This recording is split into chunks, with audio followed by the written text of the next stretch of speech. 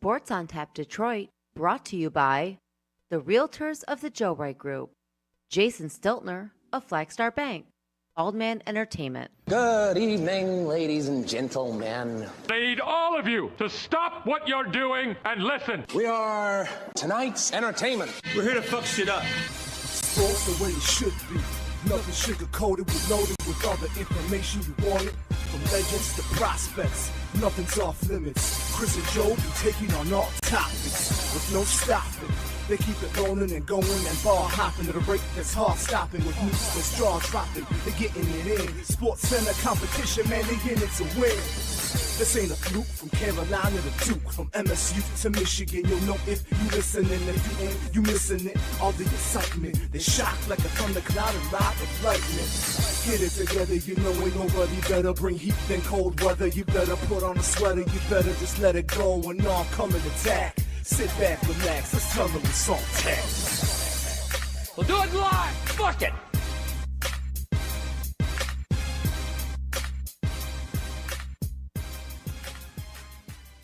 Oh, you gotta give him that huck too and spit on that thing. You get me? I'm trying to see what that be like right there. Look, be that. I mean, I knew it was going to be part of the show at some point, and you informed me right before the show started that it was going to be in our intro. So, Yeah. well, there you go. I'm glad we got that out of the way.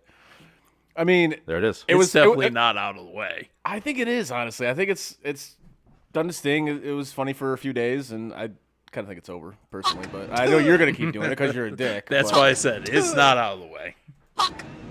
Anyways. Well, with that, I'm glad we heard that like 6 times. Welcome to episode 147 of Sports on Tap Detroit, alongside Joe Waddell and the returning Frank Gigata. I'm Chris Scott. Gentlemen, how are we? Doing wonderful. There you go, Frank. I'll let you go first. It's your first I show back in a appreciate while. that. How are you doing, buddy? I'm doing good. New job's going all right. Yeah. It's not as big of a nightmare as Joe described it, but it's close. It's up there. It depends on where you're at and what day of the week it is. But, yeah, I mean, listen. I'm still working there after 6 years or so, and I don't plan on leaving anytime soon. So it's got to be good Well, yeah, enough, right? you get paid to nap, so. The good news I is don't know what you're talking about. Oh, of course you don't know what I'm talking about. But. at the rate we're going right now, the entire staff I came in with is going to be gone in about 3 weeks. Yeah, so pretty soon you're going to be a top dog on your shift. Yep. You got hired in fucking 3 months I'll ago. have all the seniority on my shift and have only 4 months of it. All right, Frank, I'll throw in my resume. Get me in there, buddy. Anyways, since our last show, we have crowned a new Stanley Cup champion and an NBA champion, but I couldn't care less about that because the NBA sucks. So Yes. I don't give a shit. The Florida Panthers won the Stanley Cup in 7 games in what was almost one of the biggest collapses, arguably the biggest collapse in sports history. And I'm not gonna lie, I was kind of rooting for it. It really was. Oh, dude, I was praying I was kinda that rooting for it. Edmonton was going to pull that out. I wanted Edmonton before the series Yeah. started, Yeah. but once they went 3-0 and then Edmonton came back, that's all I wanted. I I was- wanted Edmonton to just stomp on them in Game 7. It was such a weird series, but this is the first Stanley Cup final in quite some time that I was interested in. Like I was fully invested in it. Like every game that came up, I'm like, yeah, I want to watch this. And because, quite frankly, the last few have not been very good. They've been not very intriguing to me. And I think part of that has to do with seeing McDavid in a Stanley Cup final. Mm-hmm. You obviously want to see greatness in a Stanley Cup final, and obviously I wanted to see that. One of the only 2 teams with 2 superstars. Right. You know what I mean? Like Exactly. it was definitely intriguing. I'm with you there, man. I was more into this Stanley Cup Finals than I have been in the last few years. Not that I wasn't into them. I mean, obviously, when it comes to hockey playoff, I mean, you don't even have to be a huge hockey fan. No. right. And yet we all are to want to enjoy the hockey playoffs, right? It's the best playoffs there is, and I'm a huge is. football fan. Yes. And we got to witness something this year that is literally, to me, the best thing in sports. Yeah. Game 7 Stanley Cup Finals, winner take all. It was. It's awesome. And Game 7 itself actually lived up to the hype. It was actually a really was. really well played game. But again, I was rooting for the collapse. I really was. And Same. People will say that is the biggest collapse, or would have been the biggest collapse in sports history, and I tend to agree with that. Obviously, you can put Red Sox, Yankees up there, and that's definitely a thing. Or you could put the Falcons collapse in the Super Bowl against the Patriots. But this one, I mean, you got 4 shots to win this thing, and if you lost that, to me, that's the biggest collapse ever. And It yes, would have been, yes. It would have been, and obviously, it would have been a little bit more. It would have been bigger than the Red Sox or the Yankees collapse against the Red Sox because this one was for a championship. Yeah. So And that's the thing that separates the two for me. right. But all in all, Obviously, I'll always love the Yankees collapsing. of course, But yes. you I mean, can't, you as a Red Sox fan, of course, you have to love that. you can't put that above a Stanley certainly Cup not. or a baseball championship or any of that. No. All in all, I thought it was a great series. I thought it was a weird series because you look at Game 1, and I thought Edmonton was a significantly better team in Game 1, but Bobrovsky was all-world in Game 1. Well, and they also didn't shoot upstairs on them. They didn't. And then Game 2, I think Florida kind of played their game, and they took it to them. Game 3, you got to go to Edmonton. And to get that Game 3 in Edmonton with that crowd, which was just outrageous, and credit to Oilers fans, man, they brought it the entire playoffs. So congrats to them. Those fans were a bigger story than the I fucking think so. Panthers were in that game. Oh yeah, you had the chick flashing her boobs, which she has some nice boobs. Yeah. But now she got a Playboy spread out of it. Congratulations. But going to Edmonton to win that Game 3, that was impressive. But then, and then the series just changed completely. Like Edmonton just dominated the next 3 games, and you're like, well, what the hell? And Well, and actually, Game 1, Edmonton that's what. Yeah, they actually outplayed them in Game 1. they did. And that's what I said. So, I think yeah. Bobrovsky he played all world, and they ended up stealing that one. But games 4, 5, and 6, it was just something just flipped, and I kind of looked at it like, is Bobrovsky getting tired? Are the Panthers kind of scared to play the way they normally play, that hard forechecking physical type game for fear of Edmonton's power play? And I can see that because Edmonton's power play is historically good. It was almost like a tale of two series. It really was. It was the first game was actually Edmonton's game, and they lost it. The next 2 were Florida, and they kind of dominated those 2 games. And then Edmonton, the next 3, completely outplayed them. And it was almost like Florida, just like you were saying, they just didn't play their game. They did. It was almost like they were on their heels the entire time, And they were. and trying not to give up that big play. Or that Right. goal, you know what I mean? It almost like they didn't want to be shorthanded. Yeah. But you look at Edmonton's just special teams, period. Yeah. Both outstanding. I think they only gave up 1 power play goal in that series. Or actually, no, I don't think they gave up any in that series. I think the last power play, the goal they gave up was against Dallas in the conference final. So, I mean, that's tough for the opposition to go up against something like that. But in the end, in Game 7, Florida went back to their style of game. They went back to that forechecking, physical, hard-nosed game. But they kept it to the point where they weren't taking any penalties, and they obviously ended up winning the game. Now, that second goal, the game winner, Stuart Skinner, you got to stop that. That's a soft goal. I'm sorry. That has to be stopped. But overall, I thought it was a good series. I thoroughly enjoyed it, and I'm glad we got to a Game 7. And the Game 7 actually lived up to the hype, which it kind of rarely does. So, congrats to Florida and their 12 fans, and we'll see you next year.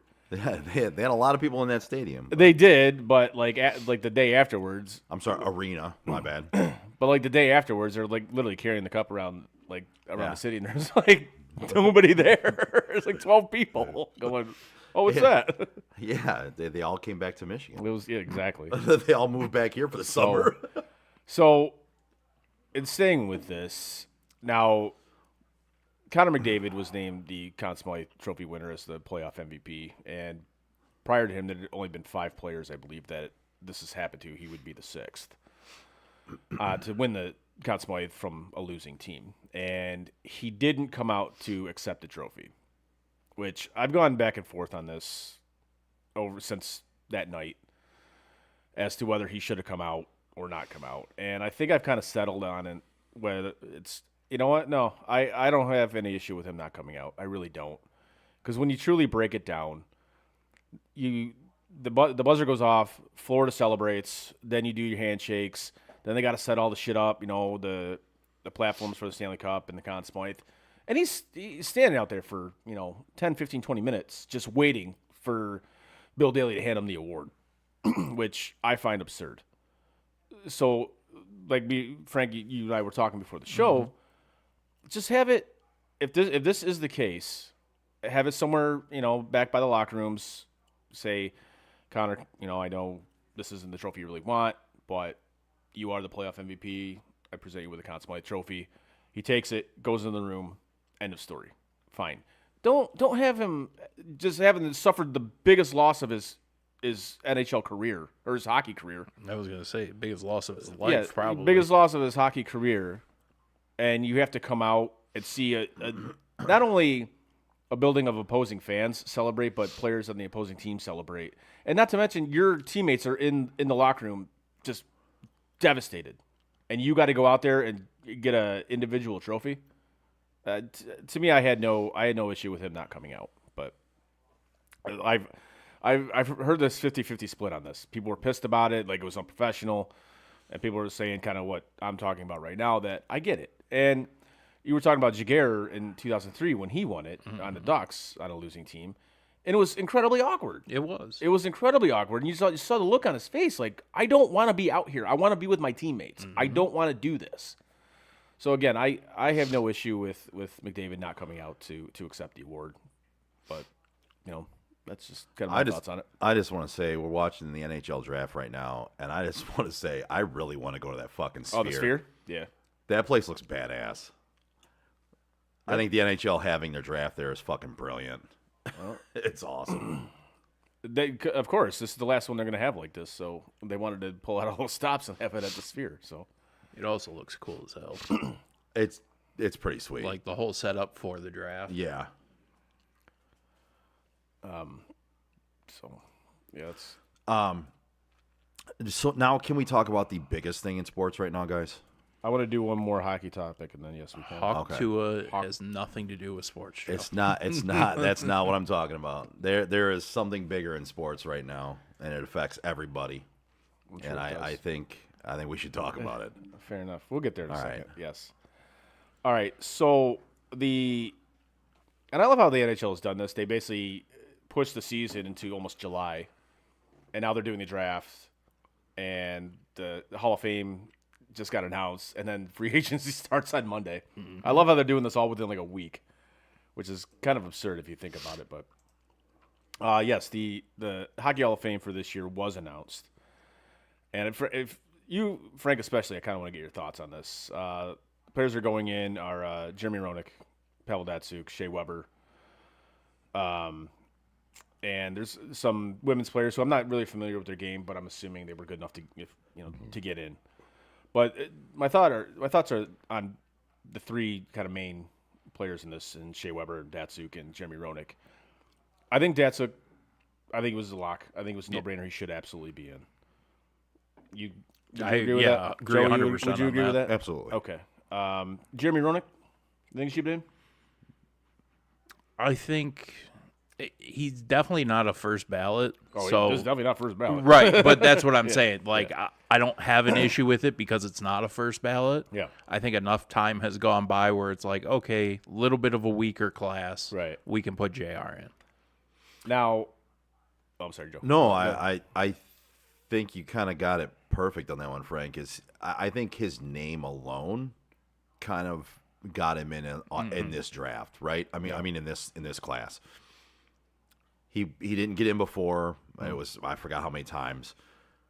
But his name carries a lot of clout in NHL circles. You know what I mean? Like his stats might not necessarily say Hall of Fame stats, but he's Jeremy fucking Roenick. You know what I mean? Like I think him getting in this one makes perfect sense. This class is a little bit weaker.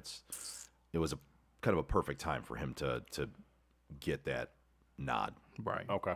And then Shea Weber. I think this I go with Shea Weber. I don't think he should have been a first ballot Hall of Famer. And that's where my gripe's at. But these other two outside of Pavel Datsyuk, the fact that these two guys got in over Alexander McGillney is a fucking crime. It's an absolute crime. The fact that Alexander McGillney is not in the Hall of Fame is absurd to me. It's atrocious. I don't know how this dude is not in the Hall of Fame. He has better numbers than Roenick does. He has a Stanley Cup. He has better international numbers than Roenick does. I mean, he's got more wars than Roenick does. Like, what the fuck are we doing here, Hall of Fame? Like, I know you got a beef against Alexander McGillney, whether or not it's because you're afraid he won't show up to the induction or he was a dick to media or whatever. Put him in the Hall of Fame. Do the right thing here. He's a Hall of Famer. You guys fucking know it. You guys got a beef against him. Just do the right thing. It sounds to me exactly like the Barry Bonds fucking problem. Yeah. It was the same thing with like Jack Morris. Like he had the media had beef with him, so that's why it took him so long to get in. And I hate how that gets taken into consideration in a situation like that. Right. And another thing, we gotta make these votes transparent. Like, tell me why you're not putting him in. Give me legitimate reasons as to why you're not putting this dude in. Don't hide behind it. Just tell me why. Like, why can't we do that? I don't understand it. It's kind of a joke, but that's my kind of little rant on the Hall of Fame. But anyways, Joe. No, so to me, the biggest thing in sports right now is the fact that we are going to have a great golf match to determine the president of the United States. I'm glad you brought this up because I was actually gonna do a grind my gears on this, but I'm glad you brought this up because I feel like, listen, we have a president, an ex-president who has won 2 club championships, not senior. 2 club championships. I'm sure those are legit too. And we have the current president who, when he was vice president under Obama, had a 6 handicap. I'm sure that's legit as well. So I mean, honestly, I'm really excited after last night. I didn't watch a single second of it. I heard things afterwards, which, God fucking A, I wish I didn't. But I'm just pumped for this match we're going to have. I don't know where they're going to play it, but apparently the presidential election is going to be held and won in a golf match between the current president and ex-president and 2 candidates who there's no fucking way these are the best 2 people we could put up to represent our country. They're not Holy even in the fucking top Christ. 50. Jesus, Mary, Mother of God. The fact that they debated about golf. Yeah. Are you fucking kidding me? It's so absurd to me that it's like we're living the movie Idiocracy. Oh yeah, we're living it. Oh, absolutely. This is exactly what Idiocracy is. And that was a joke. Like the last couple of elections, like 3, maybe even 4 elections. That holy shit. How are these the 2 best candidates? That we're living in Idiocracy. But it's real. But this is now, yeah, there's no way around it. It's this full is on. full on Idiocracy. This is that movie. It's just absurd to me how we've gotten to the point where we have like 2 80-year-olds, one of them who is senile, has no idea where the fuck he is or no idea what the fuck he's saying. Dude, some of the... Okay, so I didn't watch... Did you guys watch it at all? No, you didn't need to watch it. So, and we're anything not gonna... you needed to see or anything you needed to hear about, Right. it was all on social media. You didn't have to watch it. So we're not going to talk... I'm not going to waste 2 hours of my fucking life watching that Right. garbage. We're not going to talk politics here, No, folks. This is no, not no, what no, we're no, doing. no. We're not taking We're talking sides here. the entertainment We're talking side the of this entertainment, the pure entertainment shit side of this, show. guys. So let's not don't get it twisted. At this point in time, I think all 3 of us can agree there's no fucking way either one of these guys should be our fucking president. No. So at this point in time, I didn't watch it. You didn't watch it? Hell no. You didn't watch it? I watched 15 minutes of Jon Stewart this morning. Okay. Just to get a quick recap. This morning? What time did you get up for work? I told you, 4 o'clock I get up. Holy Christ, bro. What the fuck is wrong with you? A lot. How much time Remember, you got? he's got to get up early so his downstairs neighbor can't hear him leave. What are you going to get your fucking workout Upstairs routine neighbor. in? Upstairs neighbor, sorry. What do you go to the gym before you go to work? You're waking up at 4 a.m.? Do I look like I go to a gym? That's what I pay one. That's what was so funny about the comment. But You a funny boy. But no, to me, you didn't have to watch it, like you said. No, like you really could didn't. see it all over the place. You couldn't get away from it today. Nope. Social media, sports talk radio, it was everywhere. Everywhere. What the fuck are we doing here, man? Like I was saying. Like, what are we you doing? Have an 80-year-old who's senile, has no idea where the fuck he is or what the fuck he's saying. You have another 80-year-old who is literally now a convicted felon, which any other job you go to, they see convicted felon on your resume. Nah, Typically, they're like no, we're good. But for the highest job in the land, come on down, baby. Come on down. And I think like 8 people in his cabinet are also convicted felons. This is where shit's I'll got be honest with you. At this point in time, I think most of Washington D.C. should be convicted. Should felons. be, yes. But I think they could be at this point too, or at least charged. Right, right, exactly. I mean, at least charges brought against them. I feel like this is where shit has to like literally change. Like if you are, a felon, you cannot run for president. Like period at all. You can't even vote. Age cap. Yeah, you can't even vote. Exactly. Can you? You can't go to Canada. Like you can't. I haven't been allowed in Canada in fucking fair. years. But like the cap age for like 65. That's it. Thank you. Done. You're done. I would even go 70. Fine. but 70. yes, Done. I agree. You can't run. That how does that not a thing? So we have a presidential age minimum requirement, right? Yeah. Why do we not have a maximum? I don't know. How the fuck are we okay with either 80-year-old running this fucking country? Listen, I love my mom more than probably anybody on the planet other than my daughter. My mom is 77 years old, 76 years old, 77. Sorry, Mom, 76 or 77, one or the other. I'm sorry. She's in her mid-70s. She would not get my fucking vote for president. I'm sorry, but no. I mean, first of all, nobody in my family's getting my vote for president. I mean, again, but especially in that situation, no, I'm not voting for my No, parents. I'm voting for who I voted for last time. I'm voting for Phil Kessel. American hero, baby. You know what? I might vote for Phil Kessel. Phil Kessel for president. Let's go. If I vote, because I'm considering not participating in this shit. This is the show. first time. You're the problem. No, You don't vote. This is the first time in a long time I'm considering it too, Frank. Because in all honesty, I can't cast a vote for somebody that I don't really believe in. And neither one of these two guys would get my vote. So I don't know what to do at this point. And if you've followed me for like the last decade, you understand my disdain for one of the candidates. Yes. And the other one at this point is just as high up on that list as the other one. For different reasons, but yes. Like, I'm watching that Jon Stewart clip, and it's literally showing him going.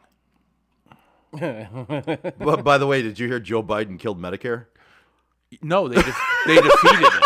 He defeated Medicare. He defeated Medicare. He defeated Medicare. He said like 8 different things, was going in 8 different directions. He's like, and then all of a sudden he goes, "We defeated Medicare. We defeated Medicare." I can't do it with these fucking. Must say words. And then it's like I love lamp. Right, exactly. Got it. I don't know what we're yelling about.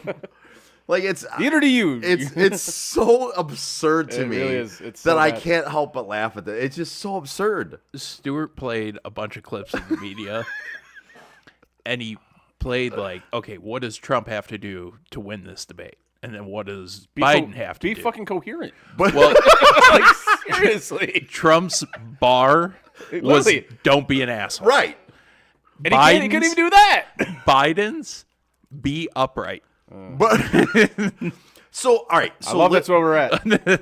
So what you watched more of it than I did, at Correct. least watching Jon Stewart, right? From everything I'm hearing today, I would expect coming out of this, right? The vitriol will be towards Trump again because he's Trump, right? I mean, that's where you kind of expect this to go. Right. No matter what Biden would have done, has done in the past, it's always been, well, he's not Trump. Right. I'm shocked waking up this morning to see that most of the vitriol is towards him going, this guy's not all there. Like, this guy is just not. Like we've heard it for the last 4 to 8 years that he's not all there. And we've seen it. And we've seen flashes of it. Yeah. They've done a really good job for the Like the most part keeping it under wraps. Kind of, but But like, it shows up every now and and the then. wandering on the fucking White House lawn, like his random just Yeah. wandering off. Like, I mean, okay, we've seen it. Doing what old people do, though. Right, exactly. But yeah, last night, from the 15 minutes I saw, just a fucking shit show. So the funny thing I heard too is about this is that people are saying Trump could have like he held back last night because he didn't. I'm sure he did. Because he didn't want to. According to what people said, they feel he held back because they feel he didn't want to come across as like just this asshole who was going to take shots at a person who really is not coherent enough to understand the shit. You know what I mean? Like, which not for 1 second do I believe. right? That's what I'm saying too. Like, but from the people, even from Democrats today, you're hearing like Trump. They think Trump held back and didn't say everything he could have said. And I'm like, I didn't watch any of it. I had no desire to watch it. I don't like either one of these people at this point. No. I would have probably just been a nervous wreck watching it last night, thinking this is the fucking point that our country's at, that we have these two debating about fucking golf. About fucking golf. By the way, yes, they went on a tangent about golf. Well, it was like there was like two shit shows on yesterday. There was that, and then the Tigers. No, no, the NHL awards. Which just do away with this. Do away with the NHL awards. The players don't want to fucking be there, and the only reason why they were there is because it was a free trip to Vegas. And then you get these. I'd have been there. Then you get these asshole comedians who know nothing about hockey trying to do skits and shit like that. Like there's one he tried to do a skit with Nikita Kucherov, and it was just like. Do you know who it was? I have no idea who this comedian is. I've never heard of him in my life. But he was talking to Kucherov in like this weird Russian accent, and Kucherov's just staring at him, going, "The fuck are you doing?" Fake accents always. It was so bad. Yeah, always go over well. It's a great way to go. Like, just to ask Jack Morris. Yeah, right. Like I feel like Kucherov in his mind was saying, if I wouldn't get suspended for like an entire year, I would knock deck you you out. right now. Right. You know. But it was just do away with it. Nobody needs this shit. Like, I mean, Frank, you know a good Russian accent, don't you? No, not Russian. Oh, okay. I do a decent Japanese one. It's somewhere, if you go into our past episodes, yes, roughly around the same time that Jack Morris did it. Yes, I remember this episode. Maybe same week, actually. Maybe 3 or 4 days prior to Jack Morris doing it. That was, I think that episode was titled Vaguely Racist Frank. No, I think that was a different one, actually. As soon as he mentioned that, I just wanted to go, don't bring it up. Jesus. Oh, that's funny. God. I can't help it. Do you think you still got it? No, the meds make me a little nicer. Oh, fair enough. Well. Maybe. Anyways. You know who's also not nice? I don't know. Steve Waddell from Baldman Entertainment. I was going to say that's a terrible segue. Yeah. But. Yeah, that was not very good. I'm just I'm just kidding. He's an asshole to me, but he's nice to his customers. So we all know planning an event such as a wedding, birthday party, graduation party, or any other event that might require a DJ can be very hairy. Eliminate the stress and give Steve Waddell at Baldman Entertainment a call today at 586-747-5402. He's the resident DJ for St. Hubert's Festival every year, so he's nice enough for God. He's nice enough for you. Again, that's Baldman Entertainment, 586-747-5402. The best decision you can make for a smooth event. I like that the Ducks went back to their original logo. I think it's sweet, even if it is orange, but I dig it. I'm glad they went back to it. The orange makes sense because of Orange County. No, it does. I understand why they like it. Huh? I don't like the orange, but it makes sense. No, I'm glad they went back to the logo and like kind of upgraded it a little bit, but it was a great logo. It's again when they went away from that logo and went to literally just the name, name that just said Ducks. It's like, why? I also want to thank you for something. Oh, you pointed out something that I can't get out of my head now. Oh, and that is the fact that the Queen's crown is actually on the King's uniform. Yeah, all these years never paid attention to that. As soon as you pointed it out, every time I see it, I'm like, Queen's crown. That's the Queen's crown. The original logo was a Queen's crown. Right. Which is like, well, that doesn't make any sense. You're called the King. Right. And this is what I've always found weird about that logo. Love the logo. Oh, the logo. Yeah, they went back to the Chevy logo, which I dig. But then at the bottom of it, there literally is a Queen's crown. Yeah. It's like, well, that doesn't make any sense. How badass is this fucking sphere, though? I'm sorry, man. I don't. It's awesome. It does nothing for me. Really? It really doesn't. Dude, that's awesome. But pretty much anything Vegas doesn't do anything for me, so I really couldn't care less about it. Most of Vegas is played out at this point for me. I have no desire been a couple whatsoever. times. Other than to go see like either a Bills or a Leafs game there, I have no desire to go there. None. No, I would love to go see a hockey game there. Okay. Would love it. Yeah. But yeah, that Sphere is fucking badass. The rest of Vegas to me is played out. I've been there. I've done that. It's now that we have casinos here, it's really not that big of a deal. They're not as big and elaborate as there, but to me, Vegas doesn't have the same draw it used to when I was younger. But that Sphere, man, that shit's fucking awesome. If I was in my early to mid 20s, I'd probably still want to go there. But at this point, like you guys said, unless we're talking Raiders game, Knights game, something along those lines, UFC fight, I would go for. Yeah. But unless it was for an event or a concert or something, I mean, I would do it for maybe like a World Cup game or something, because they're gonna have a World Cup game there. So for a sporting event, I would absolutely go there. Just to go there, probably not at this point in my life. And I there's quite a few people that are gonna call me lame as shit for that, and I don't care. I really have no desire. I can go to a casino here and gamble if I want to gamble. Cheaper, right? Bro, you don't even need to do that. You can pick up your phone and I do can it. gamble on my phone. But like, if I want to go to a casino and get the experience, I can go to one here, right? Vegas for me used to be the draw of you can't go to a casino anywhere near you. Like it was Atlantic City and Vegas. That was it. But shit, how long have we had casinos here that you could fucking gamble at? Quite a few years now. 15, 20 years. Let's say even before that, when you could go to Canada, you could just go across the fucking go across the border and go to fucking Windsor. But I mean, Vegas did it bigger and better than everybody. Of course, all these things, right? So it was a draw way back. Yeah. For me right now, I'm 45. I have a 6-year-old. I would much rather. People are gonna laugh at me. I'm looking forward to my Disney vacation again this year, my Florida vacation. Hell yeah! I'm really pumped to go there. You took that second mortgage out on your house, right? No, thank God. But for next year's trip, that includes Universal because they're getting a Super Mario World or a Nintendo World. Yes, I'm gonna have to take out the mortgage on that one. But man, I would much rather do that. I'm really looking forward to that. If you were to tell me choose Vegas or Disney, we'll give you a free vacation, I would choose Disney and Florida every single time. So would I. Which, as an adult male, is probably people are like, really fucking over Vegas. I mean, yeah, I would seriously, choose Vegas. honestly. I would choose. Given that circumstance, I would choose Vegas. Yeah. Like Disney again. Disney. I'd feel weird going down there as like a single guy without a kid. Yes, it would be weird. Without a kid, it'd be so. If you went with somebody who had kids, like if you were to go, if you were and Allison were to go with me, I don't give a shit about your kids. I don't want to do that. Right, but if you you're like my kid, I love your kid. Yes, but, you know that I love your kid. But if you were to go with us, that wouldn't be weird. Like you're going with somebody else's kid, right? Yes. But yeah, you as a single dude going. To me, it's weird. So when we went last year, this is tangent, but fuck it, that's what we do. Last year, not like anything else is going on. Yeah, what else we got to talk about? Off-season football after the hockey talk. That's it. So last year, when we went, Michelle and I saw quite a few people that were there as adults, couples. Yeah. No kids. It's just kind of weird. I find that weird. Like I could see Chris enjoying the Epcot drink around the world thing. Now that is good. Now, yes, that would be something I'd be. That's good something I'd be interested in. Right, but like everything else, Magic Kingdom. Like we were in lines for Raylan to do meet and greets with princesses, and full-on adults, no kids, waiting in line to meet the princesses. No, swear to Christ. Yeah. Swear to Christ. I know some of those people who do that. I swear to God. I'm not sure I want to know any of those people that do that shit. I have no problem. Like, it is what it is. Do you? But it's just weird for me. If I want to go meet an athlete or a celebrity and get an autograph, that's one thing.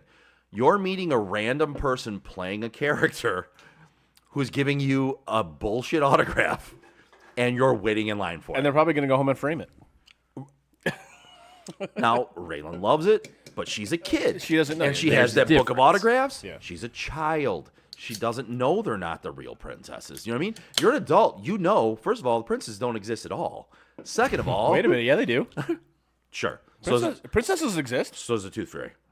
Princesses do exist. Yeah, well, yes. They're a thing. Yeah, well, okay. But the Disney princesses... Oh, yes. Not though. Yes, a princess is actually a thing in other countries. Yes. I know that. I'm not fucking retarded. Well, the Disney princess. The Disney princess. I got to side with Chris on this one. Fuck you both. This is why I had to correct you a little bit, because, sometimes. Yes, queens exist, kings exist, princesses. We literally just talk about Kings queens exist. Oh, okay. Princesses exist. It is Pride Month, so yeah. Yeah. Is it still Pride Month? Sorry, buddy. I'm bowing out on that one, man. I'm not going to get myself in trouble in this episode. I didn't say anything that wasn't true. Yep. Yep, it is Pride Month. It's also Men's Mental Health Awareness Month. Yeah, I too, know. I've heard that. Which is Well, weird to have them both in the same month. yeah. We should probably We got share a month. Yeah. Men's Mental Health has a share month with men who don't want to be men. Anyways. I knew If we keep going on this topic, he'll get himself in trouble. I know Like, you we got to move on, man. I'm gonna get myself in trouble because yeah. Yeah. On that note, Move on to your NFL topic or whatever it was. you don't have anything? No, I ran through what I You had. got nothing else, yeah? Nope. Frank? Oh, the I'm just here so I don't get. get fined. All right, Marshawn. Well, Marchand? I said Marshawn. Oh, I thought you said Marchand. No. do you want to do your Asian accent? No. No, that was a one and done. That was retired that week. Especially after Jack Morris took my shtick. He stole your thunder, man. He took what you did And then ran with it. He just a whole new level, man. You know who else is on a whole new level? No. Who? The Joe Wright Group. Whether you're buying or selling your home, now is the time to take advantage of having the expertise of 3 real estate agents for the price of 1 on your side. Make the right move with the right group, the Joe Wright Group. Give Craig Joe Wright, Mike Bush, and Shane Wilson a call today at 248-535-4750 to fulfill all of your real estate needs. I think I got through that pretty good. You did. Very good, especially since I threw you off because I know you. I thought you were I going was still Jason, there. you Yeah, know- I thought you were going I know still you there did. on that one. Yeah. Jesus Christ. Oh, my God. Such an asshole. Yep. Like, I'm sure you saw it before I sent it to you, but when I sent it to you, it was legit the first time I saw it. And the second I hit send to you, I went, this is not going to die. I am giving this to Joe. If he hasn't seen it, Oh no, I saw it, this is going to be everywhere. dude. It became everywhere. It blew up like So, incredibly fast. I saw it pretty much right away, and then I was dying. Out in the trailer, we were fucking dying. And the next thing you know, it's fucking just exploding, and this chick is just signing autographs everywhere, and like it's just nuts. This chick is making a ton of money off of just saying this one thing. I love how we make randomly on the stupid, I street. love how we make stupid people famous. Yeah, well, let's not call her stupid, okay? I wouldn't call her she stupid. might have the right idea. I'm just saying. I mean, I don't disagree with their thoughts on this, but Well, I mean, I don't know. How we I was make like, are you saying she's wrong? no. Okay, well that's course that's not. what Why would I okay. say she's wrong on that? Exactly. Okay, and she's attractive too. So like, There's where I disagree with you. I don't find her that attractive. Really? No, she's got weird eyes, man. Like one's smaller than the other. It's weird. Oh yeah. okay, we're really reaching for something on that one. yeah, I don't know. I don't find her that attractive. okay. I know. I'm hold not on. going to say she's Just like the Sadie most Sweeney, I don't beautiful- find her attractive This either. says, neither do I though. She got horse face. Neither do I though. I don't find her attractive. She got a horse face. What? What? Sorry, she I'm does. not saying I wouldn't. I'm just saying I don't necessarily find her to be as attractive as other people do. I'm not saying I would be like, no, absolutely not. Chris has to say these things. Lady friend listens upstairs. Oh yes, that's what it is. That's what it is. She does say that.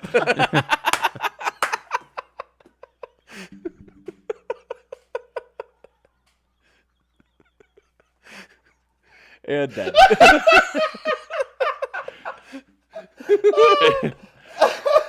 She's not yelling at you yet. Not yet.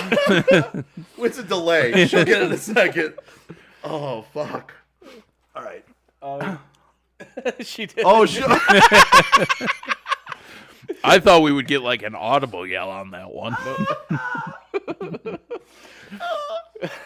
What did she say? I don't have it up. Oh, God. She put 2 emojis. If anybody wants to see what Lady Friend had to say on the matter, check your Facebook. Check our Facebook page and see the feed there. All right, so getting back to a little bit more serious okay. news. For the 4 Nations face-off, which is coming around in February, the 4 countries that are involved have named their first 6 players for each roster. Now with Team USA, they have Quinn Hughes, Charlie McAvoy, Matthew Tkachuk. Hopefully he stops drinking by then. You know, I get it, you're partying, you just want to stay on the cup. I get it. Fuck that guy. Adam Fox, Jack Eichel, and the obvious one is Austin Matthews. That team is going to be absolutely loaded, as all these teams are. But this is the first year in a long time, maybe ever, that I look at Team USA and I'm like, they might be the favorites going into this, simply because of their goaltending. But that team is going to be absolutely fucking stacked. This is going to be arguably the best Team USA ever, and that's including the '96 team that won the World Cup. Because you look at that roster was loaded too. So then you go to Team Canada. Did you say Jeff Daniels was playing with them? What? Didn't you say Will McAvoy was playing with them? No, I said Charlie McAvoy. Charlie. Oh, Charlie. The other Charlie and McAvoy. Frankly, should be the captain of the Bruins. Two characters in there. That's just my opinion. But I digress. I don't disagree. Right. So the first 6 pick for Team Canada, and none of these are a surprise. You know what?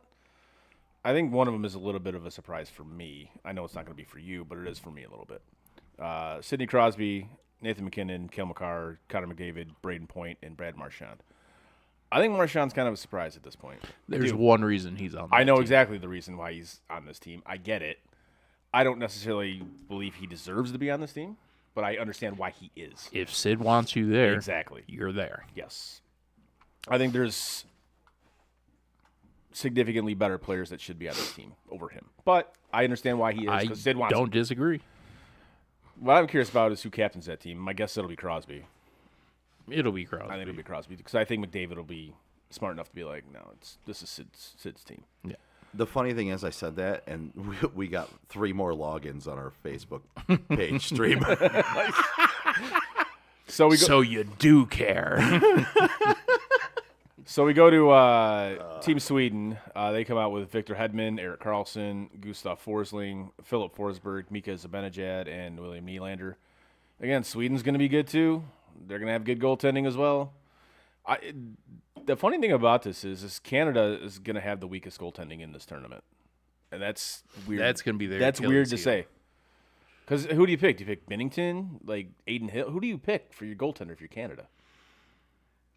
Flip a coin. Like if I'm USA, you have at least 5 options to choose for your number one. To me, right now, it's Swayman's my number one.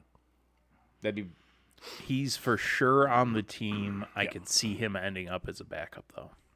I think he should be number one right now. I do. I think he's the best U.S. goalie. I don't disagree with you, but that's a biased opinion of mine. I hate the Bruins. And I think know he should you be do. number one. I know. You looked at Hellebuck in the playoffs this year. He got toasted by Colorado. Toasted. And then Demko can't stay healthy, which is a problem. But if he is healthy, he's one of the best goalies on earth. So, and then we move over to Finland. We got Jussi Saros, Esa Lindell, Miro Heiskanen, Alexander Barkov. It's so funny. Alexander Barkov, I always thought that dude was Russian. He's not. He's Finnish. Which I was like, okay, he's Finnish. That is news to me right now. Right. Mikko Rantanen and the good Sebastian Aho, not the one that plays for the Islanders. Oh, not the other one. Yes. Is that Celine Dion? It is. Yes. What the fuck is she doing? Well, she is a big hockey fan. She is a huge hockey fan. Who cares? And she is from Montreal, which Montreal's picking right now. Who cares? And they've had celebrities outside of hockey pick every pick so far. So You want to know why she's really there? Yeah. Because she's got a special right now on Amazon Prime. Oh, doesn't she have a residency? I haven't in Vegas seen too? one other celebrity picking. I know she did. I don't know if she can perform. Yeah, I know she anymore. did, but yeah, that's why she. I haven't seen one other celebrity pick. You what? Really? Yeah. Or not celebrity, but like Joe Thornton did the Sharks pick. Okay, he's a hockey player. Bedard did the second pick. Okay, hockey player. I understand that, but they're not just having Gary Bettman pick it. That's what I'm saying. They're not Okay. having Gary Bettman do it. Okay. That's All my right. point. All right. We're also only 5 picks into it, Yeah. so like maybe if you be patient, another celebrity or two might pop up. I refuse. Like I bet you, like Will Arnett or like Mike Myers will do the Leafs pick, which is we'll probably be done with this podcast. Well, at the rate we're going, we won't be done with this podcast before the Leafs pick. What do they pick? Like What's their 20 pick? something. Oh, we'll be done before the Wings pick at 15. You think so? Yeah. Okay. We don't have anything else to talk about at this. I thought other you had than- NFL stuff to I have a talk couple of NFL topics. Go. It's not going to last us until 9. Well, maybe. Really? Wouldn't be the first time. Well, it might. Go.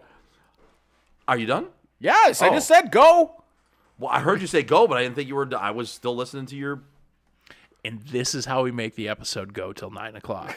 You guys argue about nothing. Yeah. Just keep going for like another 10 minutes. I thought I interrupted you in the middle of your stuff by talking about Celine Dion, so I didn't think you were done. I thought you were just saying go because you were tired of me fucking. I will say one thing on that topic, though, Chris. As far as roster outside of goaltender goes, Canada's my favorite. Yep. But like you had said, the goaltending's going to kill them. I'm just looking forward to the tournament, honestly. I miss it.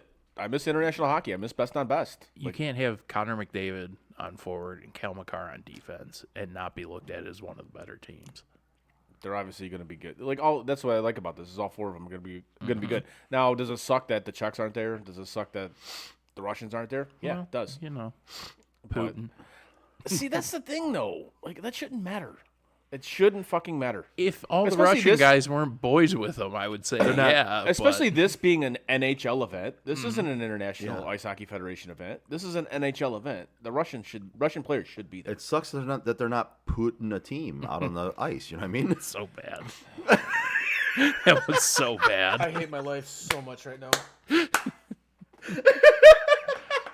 That was so bad. I feel like I'm having a brain aneurysm right now. I really do. I knew it was a bad one. I didn't give a shit. I knew it was going to make you guys react. It wasn't even out of your mouth, and I told you how bad it was. There's a joke to be made there somewhere. There is. Hawk Tua. That's what she said. So I gave the pause, and I'm looking around, and I see Chris just staring like, it's there. It's there. What is it? Gotta give him that Hawk Tua and spit on that thing. You get me? The off the rails shows are the best. Yes, they are. Did you think it was going to be anything else when I came back? No. The Friday as soon as Joe told me you were coming back, I'm like, well, this shit's already off the rails, so that's cool. Well, I didn't even tell you that. I just said there was a chance. Because I wanted to put it off till Friday because I like the Friday shows. No, I saw it in the text message. It was a text message that said he was coming. Oh, well, he said after I got out of work. Well, today he did. Yeah. But in the text message with you, I was like, well, we got to if we do it Friday, we have a chance of Frank coming because he might have to work the next day. Yeah. Which it worked out that way. Oh, good. The Pistons traded for the corpse of Tim Hardaway. Oh, sweet. Tim Hardaway Jr.? Yes. Oh, okay. Yeah, not the old man. I was like, in that case, it might actually be a corpse. That's terrific. That'll make him relevant. They got 3 second-round picks. Thanks for taking on the salary. Yeah. Thanks, guys. Anyways, moving on We're really to talking Pistons right now? No, I just it's what you get when you go into the offseason without a coach. Yeah. And without a GM. And without a GM, yeah. And even though one's there physically without an owner. Yes. Yeah. In order that at least gives a shit. So about something other than cocaine. There you go. Yeah. That's cocaine. Not cocaine? Yeah. Want to thank him for moving the community, or whatever he said to Chauncey Billups. So bad. Thank you for moving the community. Yeah, he's not on drugs. No, not at all. Nope. So one of the topics is head coaches on the hot seat coming into this season for the NFL, and I want to go over a list of head coaches, and I want you to tell me. Mike McCarthy. Number one. He's on the list.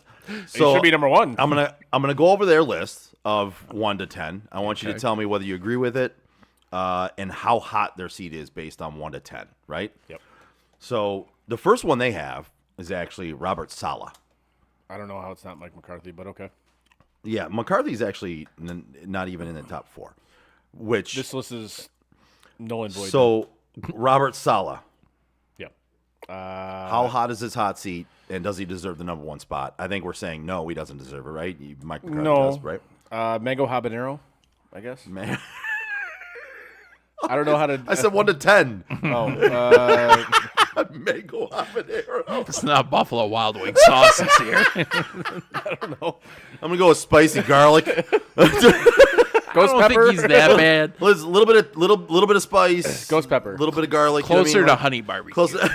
Well, then 1 through 10, I'll say he's a 7. Okay. I was gonna go with a 6. Okay. I think I would agree with. He's right there for me. I don't think he's at the top of the list, right? But I think his seat is pretty warm right now. Yeah. Maybe not even hot at this point, but it's on the verge of being fucking hot. It's pretty fucking warm. He needs to have a decent year this year. He needs Aaron Rodgers to do something this year and actually, stay healthy for longer than 4 snaps. He needs Aaron Rodgers to be Aaron Rodgers. Right. Which I don't think is going to happen this year. I think Rodgers is done. I think he's checked out. I really do. I don't know. We'll see. It's not looking good right now. No, it isn't. Next up is Brian Dable, the Giants. 3. I don't think I don't think his seat is hot at all. To be honest with you. I think it's warm. I don't think it's necessarily. I give it maybe a 4 or 5, maybe a 5. But I don't think he deserves to be number 2 on this list. No. To tell you that. When your quarterback that you were assigned is Daniel Jones, and you lose. Well, the only problem is you now have got Daniel Jones again. Right. It's not his fault. Well, it's not his fault, but I mean, like that's why I said he was assigned a quarterback, and he's been assigned him the last few years. And Daniel Jones might not even. He's like a fucking skeletal cadaver at this point. Like he's like the skeleton you wheel in to like the high school and you have fucking cadaver you have class. no weapons. Yeah, like your team is going to suck again. It's what it is because your roster. We suck again. Your roster is trash. Hoping Tommy DeVito. Where is he at now? Is he still there? DeVito, he's still there. Yeah. He's number 3. His agent was over there with the Pope the other day. Wow. Okay. All right. Next up is Dennis Allen of the Saints. That was kind of high for him. I highly disagree with this one. He just got there. I'm gonna say 2. Yeah, I'm with you there, man. Hawk Tua. I'm gonna go with Hawk Tua. I'm like 2 or 3 for me. I don't feel he deserves to be anywhere near the top 5 in this list. It's gotta suck to get drafted and know you're going to fucking Utah. Oof. Utah? That sucks. Going to Utah. Especially as an Aginla. What team do you play for? Utah. Well, Utah what? Utah. The Utah. Utah. Yeah, the Utahs. Johnny Utahs. There we go. Sports movie reference. Yes. But yeah, because there was talk. I've been listening to kind of draft talk a little bit this week, and there was talk that Flames are going to trade up with Montreal. Yeah. To draft him. And they were hoping, but they were kind of hoping that he was going to fall to 9. But everything I heard, there was no chance he was going to. There was no chance he was going to fall to 9. But still, 6. 6 is kind of high. There was talk that Montreal was going to take him at 5. Yeah. Yeah, Joe. Yeah, you know what I'm talking about. Yeah. No, there was. I was watching. Oh, I thought you were going with the sarcasm route on this. No. I was listening to the fucking NHL draft talks. There was talk. There was also talk that Calgary was going to trade up because Calgary with Jerome McGinley, they had an attachment to him. They wanted him. Like there was no way he was not going to end up in Calgary. Calgary was going to do everything they could to make sure he ended up there. Which I'm kind of surprised they didn't trade up because they're having a fire sale in Calgary. They're giving away everybody. But I don't know. Anyways, go on with who's next. All right, Matt Eberflus, Chicago, number 4. I'm going to say 6 because now you have your quarterback and you have weapons. I'm going to go with 8. Fine. Because, again, say 8 or 9. For me, it's the Bears. That's the only reason why I'm going 6. And okay, I can agree with you there because he's probably, according to the Bears themselves, he's probably not in the hot seat. And that's because you have a new quarterback. I think even he gets a free pass, right? Gets a pass. That's what I'm saying. 6. But and you've got your team, Justin right? Fields, this kid. Oh, I'd say like 10. Yeah. Yeah. If you end up screwing this kid up for this season just as bad as you screwed up Fields, well, first of all, I gone. think this kid is just not as he's not even as good as Justin Fields, in my opinion. So, we've talked about this ad nauseam. I think there's no way you're going to get out of him what you could have gotten out of Justin Fields this year, along with the picks you could have gotten for him. Now, I think they completely screwed that up, but that's not on the coach, right? Right. The coach, you have to work with what you got. You basically said you couldn't work with Justin Fields, and that's why they went with the opposite route. I think he does probably get a free pass this year. For me, it'd be an 8 because if you can't – basically they're saying Chicago had the best offseason this offseason for every NFL team, the best, because they got Caleb Williams, they got Keenan Allen. They had the best offseason according to a lot of fucking people. But you better still have to stop the other team. You better fucking produce then. Just saying. Number 5 is your boy Mike McCarthy, who I think we all agree. 10. I think we all agree should be at the top of this 10. list, right? He's at a 10, 100%. He's at a 10. Yeah. 10. Yes. Frank got it. Yes. I'll give him a 10. He's a fucking 10. Another movie reference, folks. Yes. Another sports movie reference. If they get bounced in the playoffs again before the shit, even if they make it to the conference championship, he's gonna get bounced. If they lose, you have to produce where it matters, right? You can't just get 12 wins in a season and then get bounced in the first round. It's kind of funny to me how you can't. It's not. It's kind of funny to me how long this guy has lasted on one Super Bowl ring. Yeah. Like, okay, how long ago was that? Is that like 2011? It was a while ago. Or no, it was a while ago. But you know what I'm saying? It was at least 10 years ago. At least. Yeah. Like he's coasted on one Super Bowl ring. It was back when I worked at the Hub. Oh shit! It was back when I managed at the Hub. Okay. And he won it with Green Bay, right? Yeah. Yeah. And you had Rodgers in his fucking prime. That's another one. That's another one where you're like, right. Okay, why haven't you won more Super Bowls, Aaron? Well, I mean, that's maybe because of Mike McCarthy.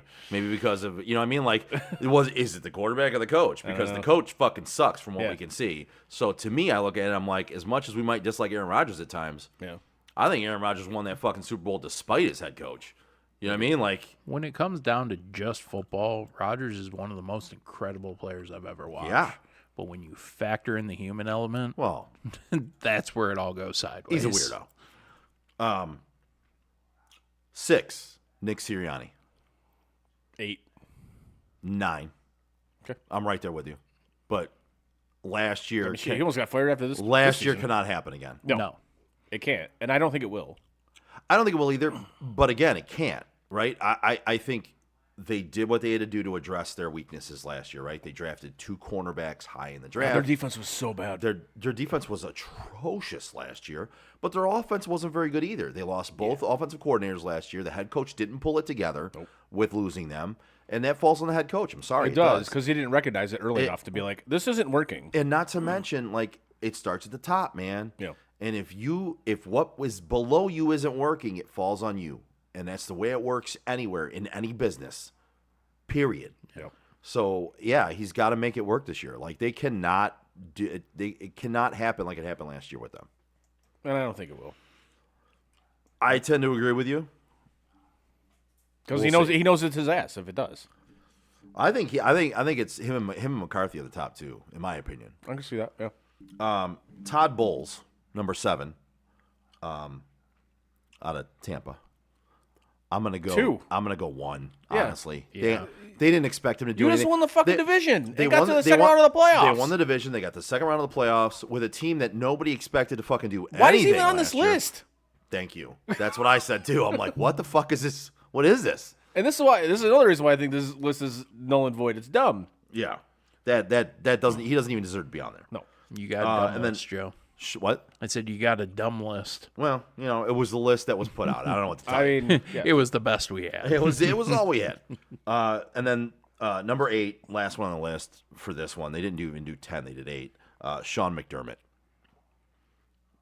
I think he's probably getting a free pass this year because they had to basically sell the farm. Like, they had to redo everything.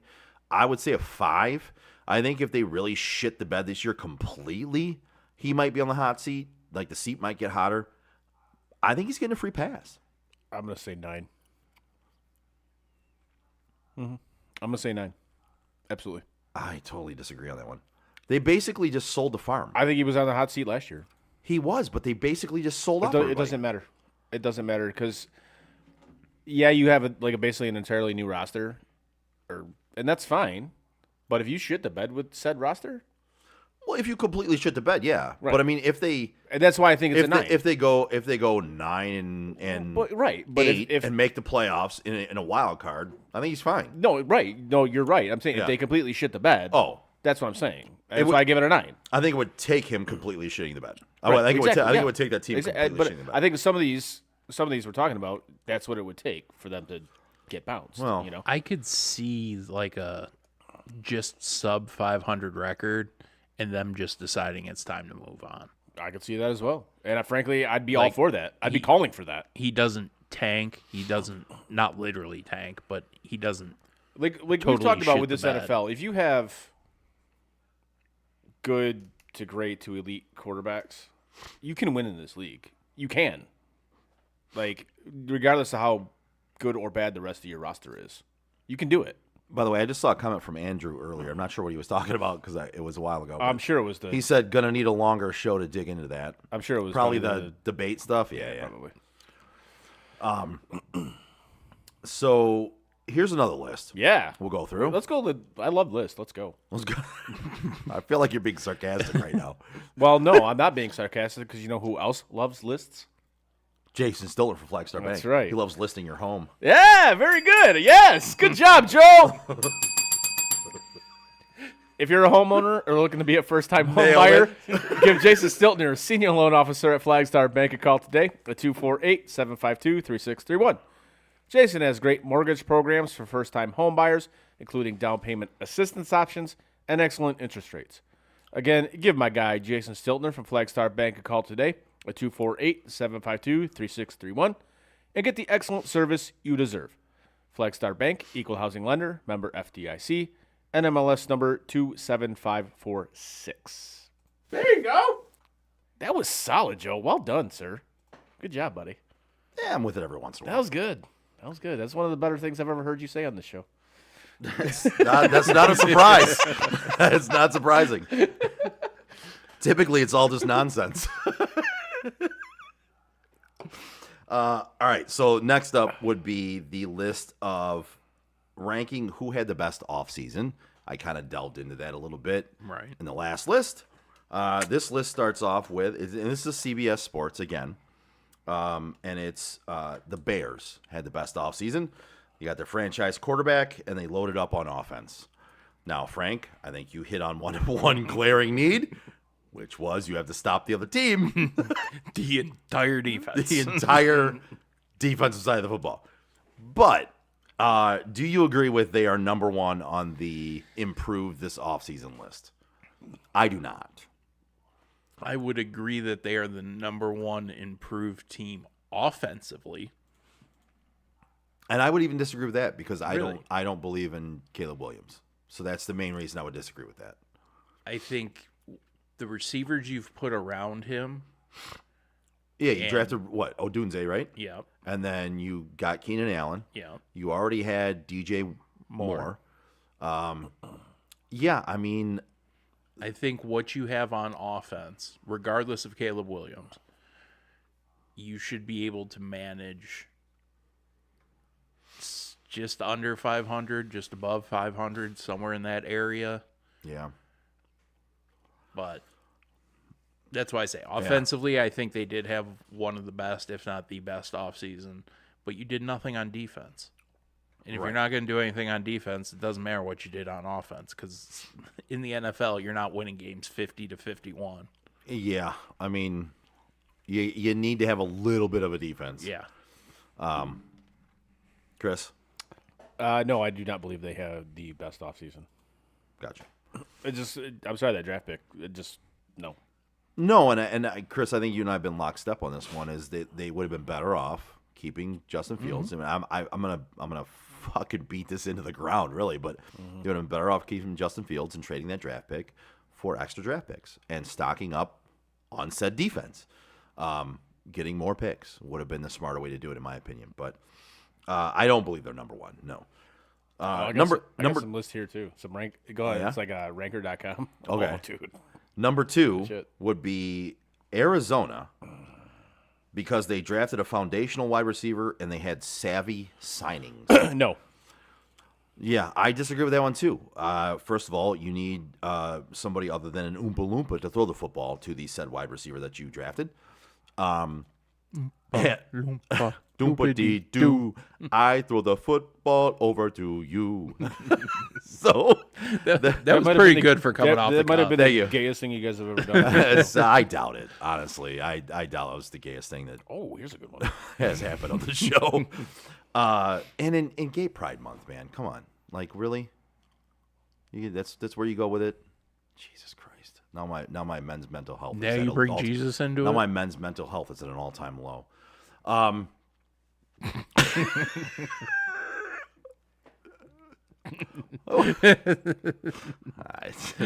You stupid dog. Out of the yeah. You look at me like that because out of the three of us, it's not me. All right, go. All right. So number 3 would be the Steelers on their list. Bargain quarterbacks and an O-line investment. No. I actually agree with this one. I like what they've done. I don't think it's the best, but I do like what they've done. But I think to be up there in like the top 5, this one's 3. I think I agree with they have been one of the better teams. They got 2 quarterbacks in their room. Now, if Russell Wilson is washed, it is one thing, but if he's not, they got him for $1.50. He will preclude me from agreeing with this list. Right, exactly. Okay, but they also have Justin Fields again for like $1.50. They have 2 quarterbacks in their room that For $3. $29 or for $2.50. $3. 29 or $2.50. Right. You know what I mean? Like for they have 2 quarterbacks. One that's won a Super Bowl. Quarterbacks. One that's won a Super Bowl. Yeah. The other one that, by all accounts, by a lot of people, should have been kept in Chicago. For less than most teams have invested in their one quarterback who's not as good as a couple of these other guys. You know what I mean? So, like, it's bargain basement spending. Right. And if it doesn't work out, it's not a big deal. But they went with it. You know what? They fired for it. And Pittsburgh, I have a hard time disagreeing with anything they do because it kind of fucking works out most of the time. For the most part. They don't have losing seasons. You know what I mean? And then the O-line investment, yes, that's they needed to do that, and they spent in the O-line. I think that was a smart move for them. I agree with this one in sense that one of those 2 quarterbacks will work out, and they got him for bargain basement pricing. You know what I mean? So even if Russell Wilson is washed, which I think we all agree with, if some miracle happens and it was just not he's washed and it works out, great. But if not, they still have Justin Fields, who can step in and is along the same lines as them, so they're not going to have to change the offense depending on which quarterback's in there, right? So I kind of agree with this one as far as they're in the top 5 in the way it's worked out all season. Houston, number 4. Yes. Added firepower on both sides of the football. That's my number 1. Bingo. I will put them at number 1 too, especially based off of last year. I think they overexceeded last year. I think the head coach was the right hire. You and I both fucking said that. I think, Frank, you did too. I will have a little bit of... That head coaching hire was perfect last year. I will have a little bit of a caveat to this, though. If this is all contingent on... C.J. Stroud? Stroud not having the sophomore slump. Yeah, I have a hard time... Which I don't think he's going to. I have a hard time believing he's going to. Right. If he plays even remotely like he did last year, this is number 1 to me by a long shot. From what we saw last year, he by far is the best quarterback to come out of Ohio State as far as being prepared for the NFL. That dude came in and he didn't miss a beat. Nope. Not one. Man. And Craig Krenzel was pretty solid. I'm sorry?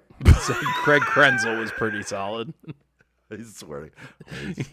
Wait, it was your turn to fire something stupid off? Did it pass over to you? I just picked the most random quarterback from Ohio State I could think of. Fuck it. Tyrod Taylor. Can go Joe Germain? Terrell Pryor. Terrell Pryor? Terrell Pryor was pretty fucking good as a wide receiver in Cleveland. Yeah. Supplemental draft. I mean, shit, if anything, you could have gone Herb Street. I could have gone Herb Street. But he's more well known than fucking... I don't even remember the guy's name. Craig Krenzel. Craig. Shut up, Craig. Number 5 would be Philadelphia. They got a star running back, and they gave their secondary depth. I like what they did. I'd probably put them number 3. I'd put them up there for sure because I think getting Barkley from the Giants was smart. Illegally poaching him. They didn't spend a ton for him, right? We always say you don't want to spend a ton of money on running backs, right? You don't. We don't want to invest in that. That's not what you want to do, and they really didn't. They got him for a decent price, especially somebody with his career, like often hurt. That's why they got him for that price. A little bit on the older side, especially for a running back. Getting there, but like I think the injury problem is probably the biggest aspect of why they got him for cheap, and I think if he even plays half the games and is who he can be, it's a great signing. Right. You know what I mean? Like they needed that. And I think getting a guy who's familiar with the division and you poached him from the division is smart too. And then the secondary, drafting the secondary, to me, I think they got two of the best corners in the draft. Not taking anything away from Detroit, who also took 2 corners. But I think in DeJean and, oh, God. What the fuck was the other? There was the guy the you one were on, so the one on high Toledo. I forgot his name at this point. That's your boy. I just biffed on him. Oh, my God. That's your boy. Yeah, the guy at Toledo. I think they got the 2 best corners in the draft. Now, Detroit had a great backup, great follow-up to that. They had 2 very good corners that they drafted as well. But, yeah, I think they deserve to be high on this list for sure. Gotcha. Next one would be L.A., the Rams. And it would be they reloaded their D-line and their O-line. But they lost a Hall of Famer. Like, no. I think they're perfectly ranked where they're at. Yeah, I don't. I will put them around maybe 10. I don't think they had a great offseason. I think it was good, okay. nothing special. It was all right. They did what they had to do. Wasn't special. 7 would be the Patriots, retained key pieces and rebooted at quarterback. You don't want to retain anybody on that team. Not even one. I don't know that they had key pieces to retain. So that's where I'm kind of questioning that one. And the quarterback, we'll see, right? We'll see. Drake May. I don't know.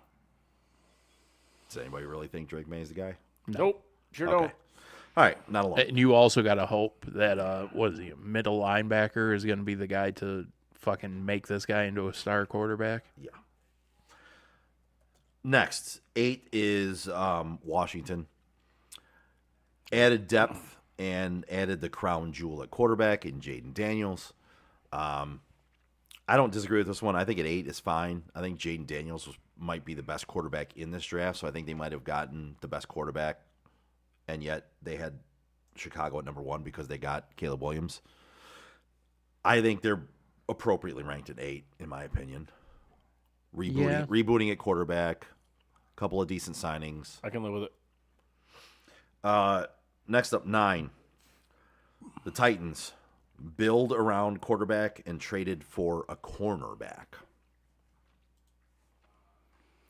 I don't know why there's people that are so high on them this year. I don't either. I'm rethinking my thought process on them because there are so many quote-unquote experts, pundits that are saying they're going to be good this year. I just don't see it. And I don't know what I'm not seeing because the experts are like, oh, they're gonna be decent. And I'm looking at it and I'm going, what am I missing here? I don't know. All right. Anybody know what I'm missing? Do you guys see it? No, like kind of like No, I don't. Like, do you guys? No, we kind of talked about this though, like a few weeks ago. It was they're just kind of there. There's nothing, there's nothing to them. They're just there. There's nothing spectacular. No. Like there's nothing that stands out. There's Other nothing... than your stupid name, there's nothing that stands out about your franchise. Titans. Yes, it's a stupid name. Okay. The Tidians. Did Hook 2. 10. Yeah. Is Frank's beloved Detroit Lions. It says they paid a wide receiver, quarterback, and offensive tackle, and invested in defense. I wouldn't put them on a top list. Really, Frank? I wouldn't. The draft was great. I love what they did. But all you did was pay the guys that you You have drafted in the past. Like, you didn't improve. You just stayed the same. Now, hopefully those corners pan out, and you did improve. Right.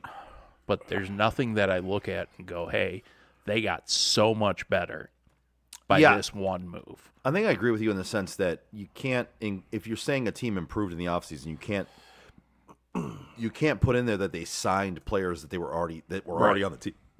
Like their contracts they were already going to be on the team. Mm-hmm. They were already on the team. You just re-up them for further and paid them more money. To me, you can't include that in did they get better in the offseason. Did they become a team that's better for a little bit longer now because they're retaining some of those guys? Possibly, yes. You don't get better by paying guys that were already going to be on your team more money, though. Right. Like, that doesn't make you better. I think they did have a good draft again. And you still have a glaring hole at wide receiver, even though you paid him on Ross. Jameson Williams. You still have a glaring hole at wide receiver. Jameson Williams.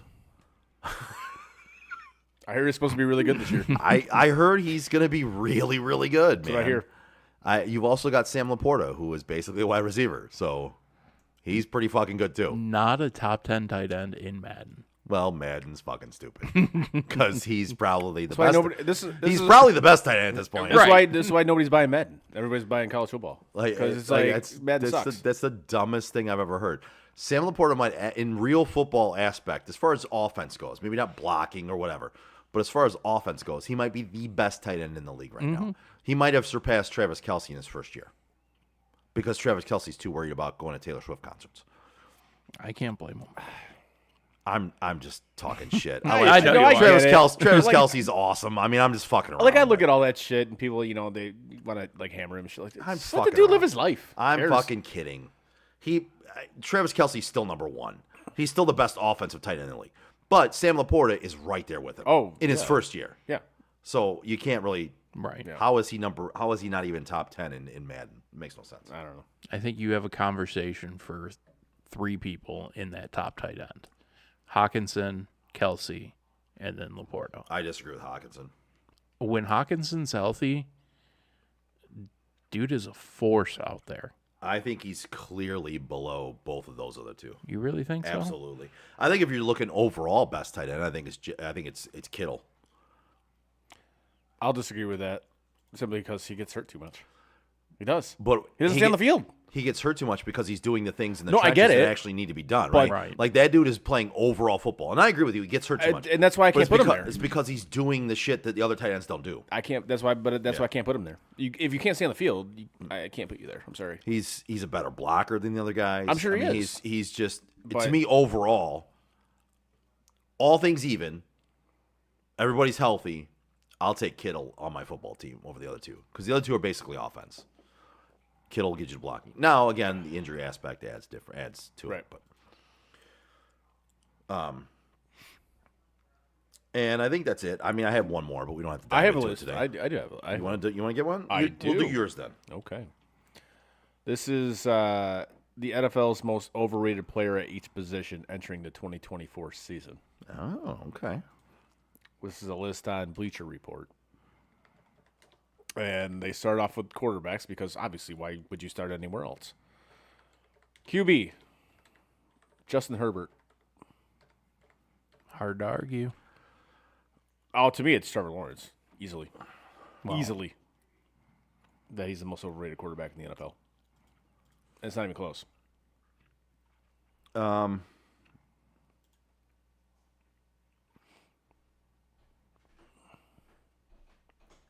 All right, they said Herbert. Yep. Wow. The guy hasn't proven anything. He has, and I have a hard time. I mean, both those are good, though. Herbert, overrated. So is Trevor Lawrence, and he just got a huge fucking contract for no reason at all. Glad I I'm jumped ship right before that. I'm gonna go with. I'm actually gonna go with Caleb Williams on this one. I can't say that, though.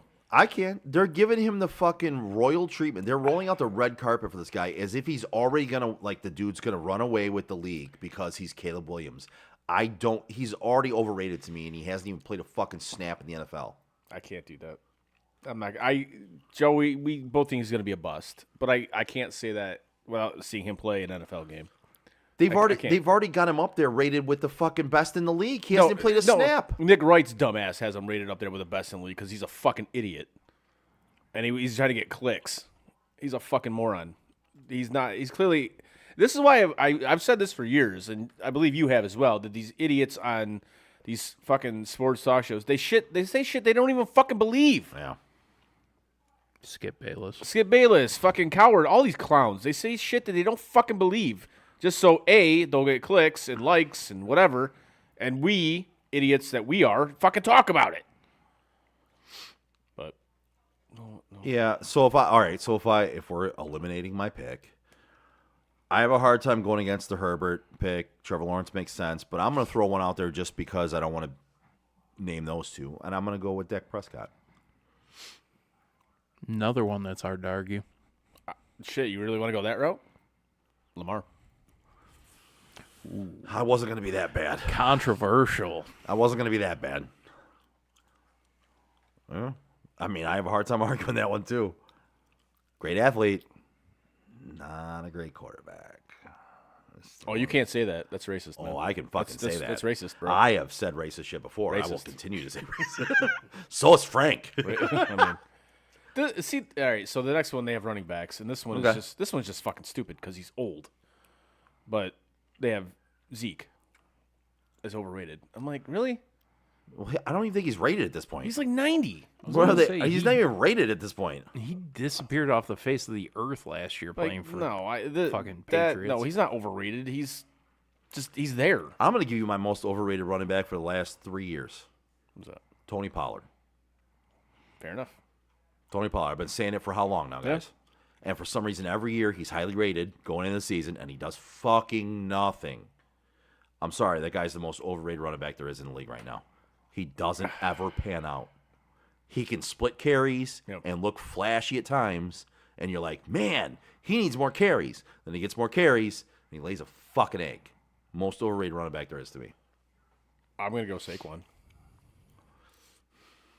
I mean, I can't argue with that other than, like, it's because of injuries. That's exactly why I'm going with him. Yeah. Again, you can't stay on the field. I can't. It's hard to say you're not. Like, yeah, when you're on the field. Can we add one to this? Let's kind of backtrack just a second. Can we do most underrated players at these positions Absolutely. too? Sure. All right. So we'll do overrated right now. Yeah. And then we'll do another running back that's underrated, and then we'll go back to quarterback for a second just to do underrated, and then we'll move on. Yes, I like it. Kind of like this. Frank, your most overrated running back. We didn't do quarterback. We got to go back to the quarterback. No, I want to. Let's sorry. finish up on running back first, then we'll backtrack to the Got it. quarterback. Sorry, my bad. One that's going to make Chris laugh. Travis Etienne. Okay. Is it because he's a Jaguar? A little bit of it, yeah. But I knew it. I knew it was biased. Same shoes as Tony Pollard. Yeah. Talented running back. Not a full-time running back. And I agree with that. Like, he can catch passes out of the backfield. But that's really about where his shine stops. Yeah. Yep. I tend to agree with that. Okay. Now, Chris, what was your most overrated running back? I know you read what was in that My list, overrated? but yeah. It's Saquon. That's right. You did say Saquon. All right. My bad. Yeah. Let's do underrated. Running back or quarterback? Let's do running back first, and we'll backtrack to quarterback. Oh, that's a tough one. Shit. I have to think about that one for a minute. I'll do the quarterback, though. I think the most underrated quarterback is, Frank, you'll love this, Jared Goff. Mm-hmm. Is that yours, Frank? Yeah. Yeah. I was hesitant to go that way because of bias, but if we're going to go there. Most underrated quarterback, I'm going to go Matt Stafford. Well, it's a good choice. I like it. Because that's solid. You kind of saw last year he was able to carry that team when everybody gave them no shot at anything. When he was with Detroit, he had the moniker of not being able to win the big game, right? And then he went and won the Super Bowl. Yep. And everybody kind of cast him away again. They were like, well, he's washed up now. He won the Super Bowl. He's not going to be that good. His back is hurt. They don't have a lot of players. They don't have a team. His wife's fucking his back up. Dude. In Again, college. I love Kelly Stafford saying stupid shit again. Yeah, right. That never fucking happens. That's awesome. I will take Kelly Stafford saying stupid shit all day. I'm not gonna lie. If I was Matt, and especially that one, I'd just be like, why? Shut the fuck up. Why are you talking about this? So dumb. But yeah, for me, it's Matt Stafford. I think he's very underrated at this point. I think people have kind of cast him away too early, and it was because some of the Detroit stuff that happened, right? He couldn't win the big game, and I was one of the biggest critics of him in Detroit. But I'm going to tell you right now, I think he's risen to the occasion in L.A., and I think he's one of the most underrated quarterbacks right now. I think he's also proven that he is one of the most gifted quarterbacks. Strong arm, real strong arm. And the dude's a warrior. Mm-hmm. He really is. He was in here. Detroit too. Yes, he was in Detroit too. And I And nobody took that away from him here. He was a warrior here. But I think the Cleveland game. Dum dum dum. Yeah. dum. Oh yeah. That one I get tired of hearing about. But but that's the thing. I don't. This, especially with Lions fans, I don't think they really appreciated how tough that dude actually was. You know. Yeah. Well, and I mean, at times I think Detroit fans were either underappreciating Matt for how tough he was, or overappreciating him for being Matt Stafford and just like, oh, he's our quarterback. I don't think they ever fully understood how privileged Detroit fans were to see Stafford throwing to Calvin Johnson. You had two otherworldly type of players when that was going on. Yeah. So now we do most underrated running back since we backtracked to quarterback. Yes. I'm still thinking about that one for a second. All right. Sorry, buddy. No, you're good. You're good. I'm gonna go out of the box here because I think there's a couple guys that are underrated as far as what people really think of them, not where they actually are. Yeah. Like I'm gonna say Jonathan Taylor. I think doesn't get the credit he deserves. That dude is fucking amazing at that position. He can receive out of the backfield. I just don't think he gets enough credit. Nick Chubb is Nick Chubb. He's coming back from an injury, so I'm not really going to put him there, but I think he's one of the better running backs to ever play the game. A little biased there. I'm a Cleveland fan, but whatever.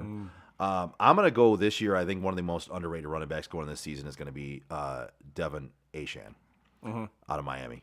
I think everybody's still on Mostert, and that offensive line is a good offensive line. They open up holes, and Mostert looked great. Devin Achane is a game changer. That dude, when he's on the field, he could play half the snaps that Mostert does and get the exact same stats. Yeah. He's just explosive. He hits the hole. He finds the hole. He's just got a way about him that he's got a burst. He can break tackles. I mean, that kid is awesome. And I think basically in the late teens, early 20s is where he's kind of ranked as far as top running backs go. Yeah. I think he's better than that. I think it's very underrated for him. Now, and I'm kind of with Frank on this one because I feel like it'll be a little bit biased, but I'm going to go with James Cook. I feel like he's underrated.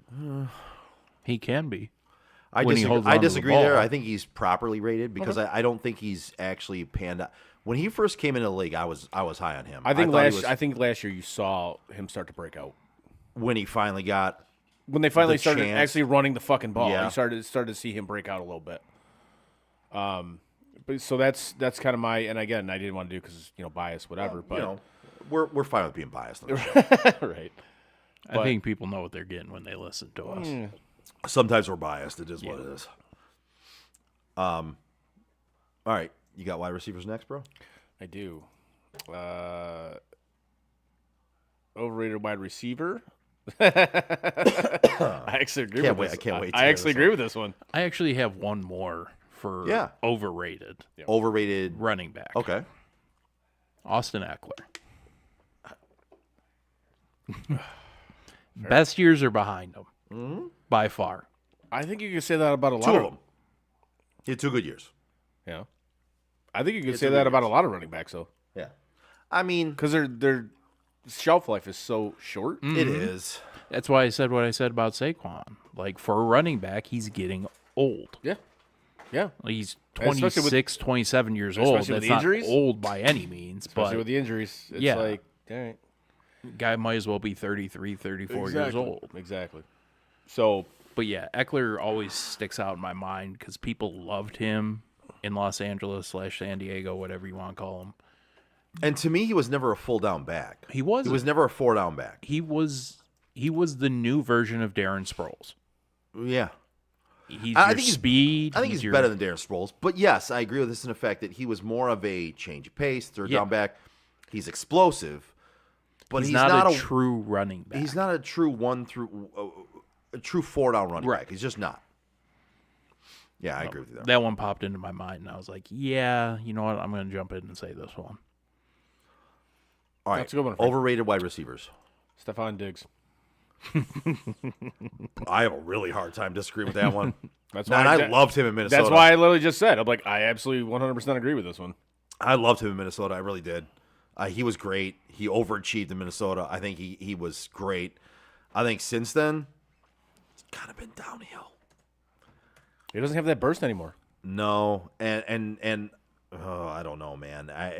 He got the diva wide receiver attitude, which tends to bring those guys down some. Right. I mean, I just don't know what it is about wide receivers, but whenever they just get that fucking diva attitude about, I need the ball every down, throw me the ball. It's like, And I think that was one of the biggest downfalls All for right. the Bills this past season, is because you couldn't have an all-around offense because he would get pissed that he wasn't getting targets. It's like, well, you're not getting targets because you're not getting fucking open, dude.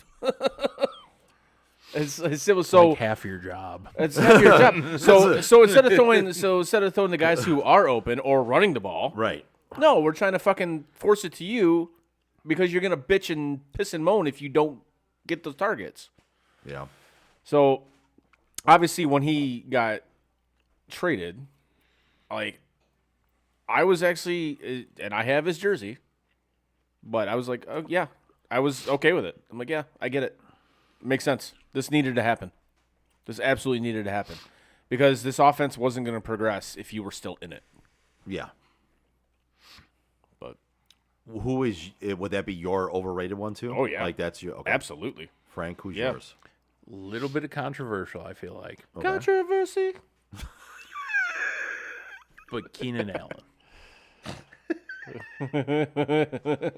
Gotta wait for him to stop laughing. What the controversy? That's a song. I know. And we were made fun of for the Oompa Loompa I know, shit. right? I mean- Yeah. We get made fun of. I get made fun of all the time by you guys. It's fine. I Yeah. don't care. I don't go home and cry or anything. Keenan Allen.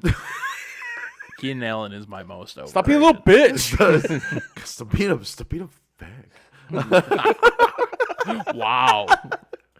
Joe was trying to keep himself out of trouble and Yeah, it is what it is. may have stumbled into it. Go ahead. Who are you saying? Keenan Allen. Keenan Allen. Is your most overrated? Yes. Okay. And it's not that he's been hyped up too many years. He's been a talented wide receiver. But where he's at now in his career and the way that the Chicago fans and the media are making him out to be, Yeah. I think they're way overshooting the moon on that one. First of all, hey, Alicia. Hi. Oh, She what's up, said- Alicia? she Hi, said, hey- Alicia. She said, hey, boys. Give her a Let's Go Buffalo. Oh, yep. Hold on. Let me get it. Let's go, Buffalo. No, we Find it wanted over you here. to play it, not sing it. Thank you. Shut up. Let's go Buffalo. Let's go Buffalo. Let's go Buffalo. The Bills make me wanna shout. Kick your heels up and shout. Throw your hands up and shout. Throw your head back and shout. Come on That's now. fantastic. The Bills are making it happen now. I love it. That was good. There you go. Still the best worst team song. ever. Yes. It's yes. Not, it's not great. I enjoyed that immensely when we went to that game here in Detroit. That was like the best part of that game was that fucking fight song. I hated Forward Down the Field, and it's then I awful. heard that, and I didn't feel as bad. Oh, they're both bad. They're, Oh, they're both, both bad, fucking terrible. but Terrible there's not bad. some happy band playing behind Forward Down the Field. There's just Aw. Thank you, Alicia. what'd she say? She said I'm pretty when she's drunk. She says that to me all the time. Okay, I'm pretty, but you have to be drunk no matter what to think I'm pretty. So thank you. I mean, we're not going to disagree with you. No, I know. I'm agreeing with her. whatever. It's an ongoing joke. Whatever. Chris, do you have a different one other than Stephon Diggs that you want to throw in there? Just because you just totally agree with that one. You're just Totally not agree even- with that one. All right. My overweighted Overweighted? overweighted wide receiver. His overweighted friend. He's speaking of overweight, both of us. I'm gonna go with Deebo Samuel. And I like that one. to me, he's a great athlete. for sure. He's used in two different aspects of the game. That's actually a really good one. But to me, as a receiver, I think he's overrated. And truthfully, I believe that San Francisco's choosing the wrong wide receiver to keep. They're gonna let Ayuk? They're gonna let Ayuk go, and I think he's a better wide receiver.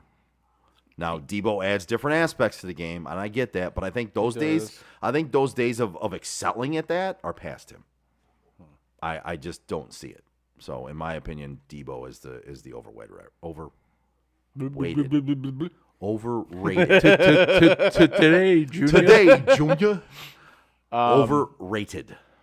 So as for underrated, who you got? Oh man, you guys got anything before I go? I do actually. Okay. And it's weird that I'm saying this, but Cooper Kupp. Really? I think he's underrated. I really do. Okay. Like whenever we talk about like best wide receivers in the league, we always put like Adams and Jefferson and Jamar Chase, but we rarely ever put Cooper Kupp in that fucking discussion. And if you look at his numbers, I think we can all agree right now it's Justin Jefferson's best and that's wide receiver in the fine, league, right? But I mean, yes, you're right. But we don't ever put Kupp in that conversation. For the last few years, we have it, right? Cooper Kupp was in that conversation 2 years ago, but for the last 2 years, he hasn't because he had an injury riddled season. Fair. And then he got Puka. Well, He got yeah, Puka. and then he got Puka'd. He got Puka. The Puka. I don't know. It just you look at him. He's like, look at the numbers he puts up. It's like shit, dude. Yeah, I mean he's damn good. Frank, do you have an underrated? Oh, I should have gone with that one. Shit. I didn't think about it. It's all good. Oh, I've got a perfect one here. I'm sure you do. No, it's probably the one I'm looking at right now. It might be. I'm going to pass it off to you because I really don't have an underrated one. I think wide receivers are all kind of celebrated in their own way. In their own way. I actually have two. And it might be taking the easy way out, but I'm going to give you two. I'm going to give you the first one. I think Nico Collins is underrated. Son of a bitch. That was the one I was looking at. Yeah, I think Nico Collins is very underrated. I think he's a great wide receiver. Yeah. I think they were smart to re-up him with that contract. I think he does everything that you need a wide receiver to do. I think he blocks. He runs great routes. He has good hands. I mean, when he's in there, you've got a guy who's fully in there, and I think he's underrated. That run at the end of the season he had was nothing short of spectacular. Yeah. Just the way he plays the game is impressive. And then the fact that he was able to put up the stats he put up, yeah, I wouldn't go too underrated, but he's definitely more underrated. He than definitely doesn't a get lot of talked guys. about in that upper echelon wide receiver group, and I think he's right there. Now, if he can replicate what he did from, say, the midpoint of last year to the end of it, he's going to be spoken as possibly one of the best receivers in the league. Yeah. The other one is Mike Evans. Guy's just consistent. He is. And every year he gets cast away as He kind of reminds me. he's older, he's not flashy, he's this, he's that. That dude gets 1,000 yards every fucking year. You know who he kind of reminds me of? Anquan Bolden. Yeah? Like, Yeah. that's who he reminds me of. Just Not consistent. flashy. Just catches the consistent. ball. Yep. Moves the fucking chains. Yep. Will catch, in traffic. Yep. He's that guy. That dude is in my opinion just does not get the he doesn't get what he deserves, which is the kudos that he deserves. I would agree with that. Yes. All right. Next up for what do we got? We're going tight end now. Tight end, yeah. I don't agree with this. I really don't. Most overrated tight end, Kyle Pitts. So I don't agree with that one in one fact, right? He's still rated as one of the better tight ends, but he's never been used. Exactly, and this is why I don't agree with it. Like, he was not used. They don't use him. Right. But for what he has done in his career, yes, extremely overrated. I don't know that's his fault, though. I'm not saying it is. I'm saying if we're just But yes. looking at the numbers and what he's done on the field, Right. incredibly overrated. Okay. Yeah, I mean for stats, for what he's put up, Right. yes. They don't use him. They don't use him. Like, for my opinion, he could be the most underused tight end. Yeah. Like, they just... But that's what I'm saying. Right. Is like strictly on paper what he has Yeah. done in his career. Yes, overrated in my opinion.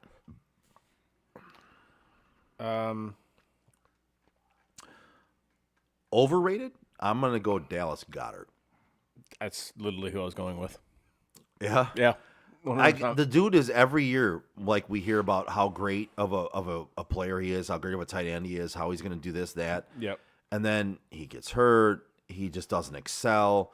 Like, he hasn't panned out. He's always talked about in that upper tier of tight ends, but never really pans out to be in that upper level of tight end. Yeah. It just doesn't happen for him. And as for underrated? Well, who's Frank's? Oh, Frank, yeah. Who's your overrated tight end? Overrated tight end? Besides Kyle Pitts, which...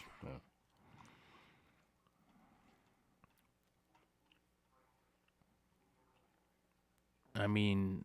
No, I agree with that one. That's a good one. I hate to go this route, Chris, but Dawson Knox has been... I'm fine with that. A little bit of a... No, I'm fine with that. Letdown. Yeah, I'm fine with that because Dalton Kincaid's going to fucking take his spot. So it doesn't right. matter. Yeah. And every year I hear Dawson Knox. And it's like... No, I don't disagree with you, Frank. I really don't. Okay. I just didn't want you to think I was taking a shot at Nope. your Bills. I actually couldn't. I would have said it just because I wanted to take a shot at your Buffalo Bills. But I just, at I think that's fair. this point in time, I think last year maybe, but I think now that Dalton Kincaid is there, I think he's not really. Yeah. I think he's appropriately rated now because everyone knows Dalton Kincaid's the guy and Dawson Knox Yeah, he is is. not Yep. fucking anything really. But for yeah, the last for few sure. years, Yeah. that name's been everywhere. Underrated. Mark Andrews. I think 2 years ago I would have definitely agreed with you. Now it's more of a question mark. Again, I think he's kind of like the Cooper Kupp. You don't hear that much about him. You really don't. Yeah. But he puts up numbers. Like every year. He puts up numbers. According to Madden, Sam Laporta. That's your boy. Yeah, I mean, so what? Sam Laporta is actually ranked 5 on a list I'm looking at. Which is fair. They have Kittle, Kelsey, Andrews, Hawkinson, and Laporta. And in my opinion, it should be Kelsey, Laporta, Kittle, Andrews, Hawkinson. That's the way I would rank it. But I don't disagree that Sam Laporta is a little bit underrated so far. I mean, he had his rookie year, but he was the best tight end that's ever had a rookie season. I mean, the guy was insane. I'm going to go with an out-of-the-box one here for you guys. I'm going to go with Trey McBride, Arizona. I think if that dude was on any better offensive team, everyone who knows football would know his name. That guy is good, and he just plays on Arizona. You know who I do like he's good. And I'm not saying overrated, underrated, or anything, but a tight end that I just kind of like is Gerald Everett. Solid, not great, but he's not some sort of bum. Yeah. He just a solid guy who's going to get you yards, going to get you blocks. I put him with Hunter Henry. They're that's kind of the same fair. guy. You know what I mean? Like, they're consistent, good football players, not flashy, not going Right. to put up a huge stat line every week. They're reliable, though. Could give you a couple touchdowns, like 20 yards, though. You know what I mean? Like, Right. But they're consistent. They're good. They're decent. No, I'm with you there. I like him too, and I think a guy that falls in there with them is kind of like a Cole Kmet. Yeah. With quarterback play, you know what I mean? Maybe even a guy He could like be a real scary weapon in that offense, though. could be, and I think another guy that falls in there is Pat Freiermuth as well. Yeah. who is just kind of When consistent. he's actually used appropriately. Right. When he's consistent, he's there. He gets you a couple touchdowns, maybe not a ton of yards, but some weeks he can go off for 100 yards too. Right. Like, you just don't know. But if he's used properly, yeah, I think he's right there with him. And a guy who came out of nowhere last year with Flacco, and I hope they use him properly this year, is Njoku. Yes. I like that dude blossomed last year. See, and if they can continue that, he's a weapon, man. You don't need a better name wide receiver. I loved him. I loved him when he was at Miami. Yeah, like it is kind of like what they did with Pitts in Atlanta. They didn't use him. They didn't use him, and you saw it. Like, oh my god, if you used him properly, you would have been significantly better. Yep. And you didn't saw it last year. Yeah, he has the talent. That dude he does. Yes. He's a fucking beast. But they didn't use him fucking properly. Yeah. They just fucking didn't, and it was just absurd. But what are you gonna do? Yeah, absolutely. And like these next ones, like I don't even know how you fucking do this. What's that? These next ones, like most overrated offensive lineman, defensive lineman. Like how do you even fucking do that? I don't know. Yeah, I don't know if we want to dive that far. Yeah, like how do you even do that? Like no, I don't want to dive into that because I was gonna say if they did like defensive player overall, sure. But well, we could. I mean, there you go. Offensive line, defensive line is a little tough because I kind of break them down by edge rusher, right? Tackle. You know what I mean? Like you break them down a little bit. But I like if you want to do they have linebacker on there? I don't know. I lost word. Oh, you lost it? Was, okay. Yeah, I would say we could probably do linebacker, cornerback, and safety, right? Like those are specified positions. Right. With linemen, you're looking at 3 different positions in there almost. Like you got to decipher what you're looking at to know who's overrated and underrated. You know what I mean? Like you might not be great against the run, but you're gonna be great against the pass because you're an edge rusher. You know what I mean? Like you can't just say offensive line and defensive line. You might be great against right, exactly. You might be great against offensive linemen. You might be great in blocking, run blocking, right. But you might be not very good at pass blocking. You're still going to be a starter. Well, according to this, it's Devin White. Who's the most overrated linebacker in the NFL. Really? Yep. Wow. All right.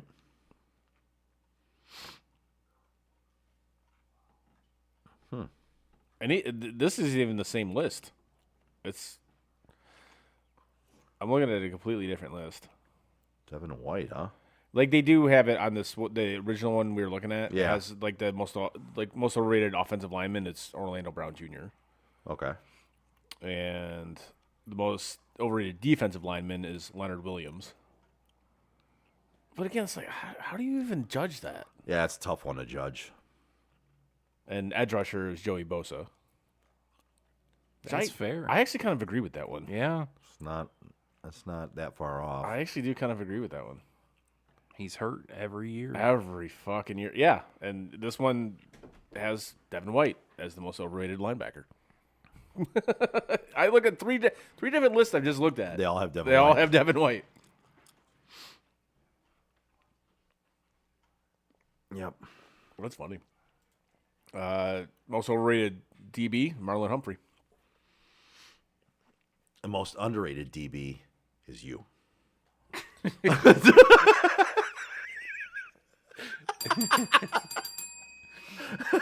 Solid. I couldn't pass that one well up. Well played. Couldn't pass that one up. Good job, buddy. It was well done.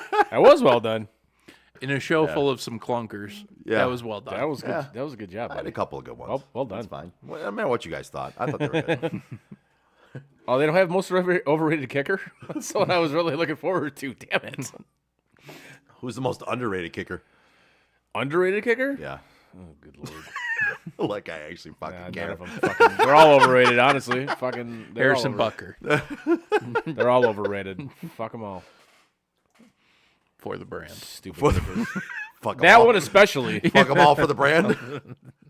Yeah, that one especially. Dude, that guy irritates the shit out of me. The more time goes on, he irritates me. I'm sorry, he's so bad on Raw. I know you love him, and why do you like douchebags so much? Dude, he's so bad on Raw. He's so bad. Probably the same reason why you're friends with us, I guess. I wasn't gonna say it, but if you say it, then I'll just nod my head.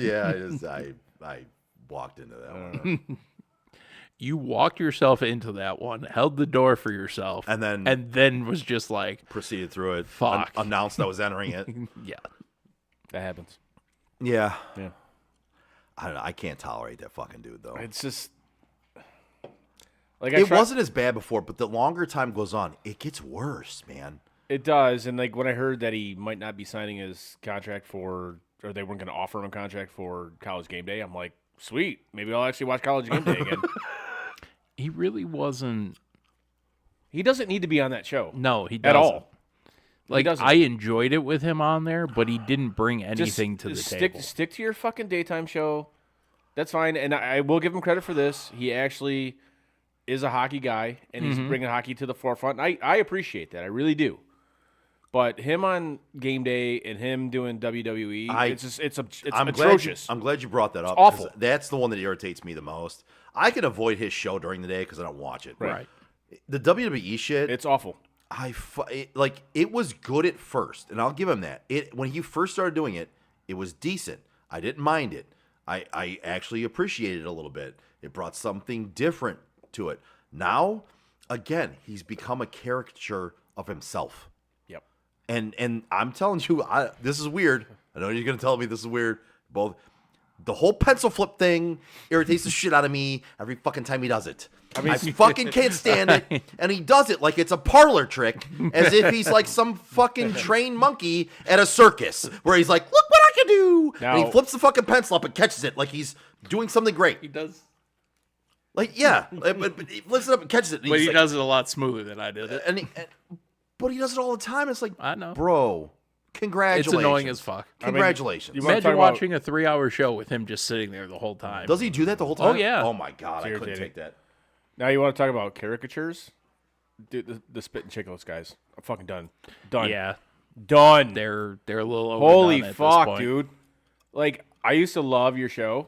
And I will say, I love Wit. No, I can't stand him. He's a fanboy. Biz, That's all he is. He's a fanboy. Biz is, best term I can use for it. Biz is jumping the shark. Oh, yeah. 100%. And again, I love Biz. He is 100% jumping the shark. And RA, just go away. Go away. I forget that RA. I don't want anything to do with you, you fucking creepy-ass old man. You're like almost 60. Stop. Did you see what he did after the finals were over? Yes, I did. And I love how the Panthers players... Where he was on the ice and everyone's telling him to fuck off? Fucked. Because the entire series he was for the Oilers. Big time. Big time for the Oilers. Yeah, and they're all telling him to get fucked. Even Keith Kachuk, he's like, fuck you. I loved it. It was amazing. And he just stands there all awkward like, what? Me? I saw that, and he's like, it was awesome. What? I'm trying to celebrate with you. You're fucking weird. If you want to celebrate with the winning team, you want to talk about somebody? Nothing. The Wings are on the clock. They are. We've made it that far. We made it to the Wings being on the clock. Now you want to talk about somebody jumping the shark? It was fucking RA, like big time. Yeah, like it's like, dude. But I don't. It's honestly sad. I don't ever think he was great. He was never great, but he is one of the founders of that podcast. Yzerman, Draper, and Lidstrom. Yeah. So how long is it going to take for the Wings to put up Datsuk's number? He's Hall of Famer. He's going in. Yeah. He's going to be up. I think they put it in this next season. Which is absurd that, I'm sorry, it shouldn't go up before Fedorov's. It shouldn't. Honestly. I mean, I agree with you. Fedorov should be up there already. It should have been up there years ago. We all agree with that. It's a fucking disgrace that is not up there. If this year goes south quickly, then I would say January, February. It's not going to go south. They're going to be decent this year. Honestly, they are going. This year, they are going to make the playoffs. We heard this before. They are going. No, because they're actually going to get a goaltender. Chris Stradamus. Are they? We understand that you can. Are they going to get a goaltender? Yes. Is it going to be Olmark? No, it's going to be John Gibson. Olmark just got traded to Ottawa. Did they? Yeah. No, they're going to get John Gibson from. That's not a step up. That's a lateral move. What do you mean it's a lateral move? It's a lateral move. What do you mean it's a lateral move? Borderline of 4 goals against. That's not an upgrade. Have you looked at the last few years? Have you looked at the team he's played on the last 4 years? You still got to stop a puck. He can stop pucks. You still have to have a defense in front of you, which he hasn't had a defense in front of him to stop a puck. John Gibson is a good fucking goaltender. He is. He's better than anything you got right now. That's not saying much. But he would have been the difference of getting in or the Washington Capitals getting in. I don't think he would have been the difference. Really? I think, like Joe said, mediocre, straight across the line. You got 4 goaltenders there. I think it's a lateral move. I don't think it's an upgrade that much. I mean, maybe if it's an upgrade, it's minute in my opinion. It's enough to get you into the fucking playoffs. And it would have been enough to get you into the playoffs last year. I don't know. Listen, hockey, my opinion, I will bow out to both you guys on this one, but from my perspective in the non-expert hockey world, I don't see that as an upgrade. Okay. I just don't. All right. I think Olmark would have been an upgrade. Olmark would have been a huge upgrade. That would have been a perfect. fantastic upgrade. Would have been Yes, perfect. That would have been the one you wanted to do. That was the one I wanted. That was what I wanted. But he had somewhat control over where he wanted to go. Yeah.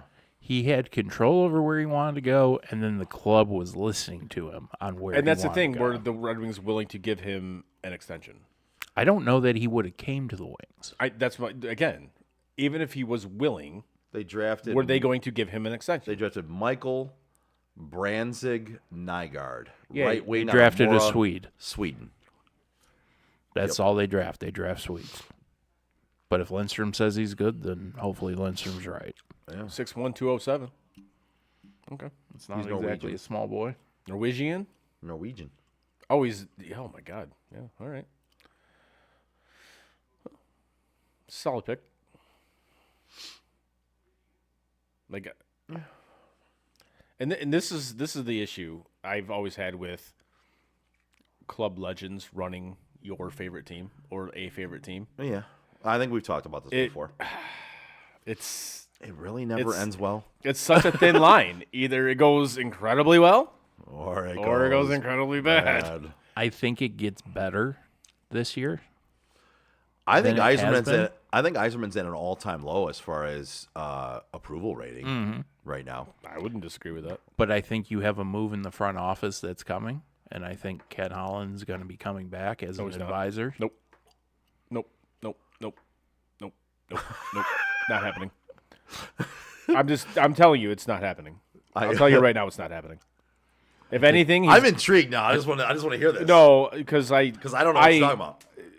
I'm glad you brought this up because in listening to the radio I do during the day, they were actually literally talking about this, where he was going to do what after leaving Edmonton. Yeah, he was going to be an advisor for Steve Yzerman, and what I hear, he's going to Utah. Gross. Because like their GM or whatever, it's his first year GM, so they're talking about bringing in Holland to just be like an advisor type role. He's not going back to Detroit. I figured they'd just gift him a front office job, call him. Yeah, advisor like give him to some the like fucking random title and shit. Yeah. Advisor to Chris Right. Ilitch's dog or something. and- But from what I've heard this past week, it's probably going to be Utah. But it's not. That would be interesting. It's not going to be Detroit. I can tell you that. But we'll see.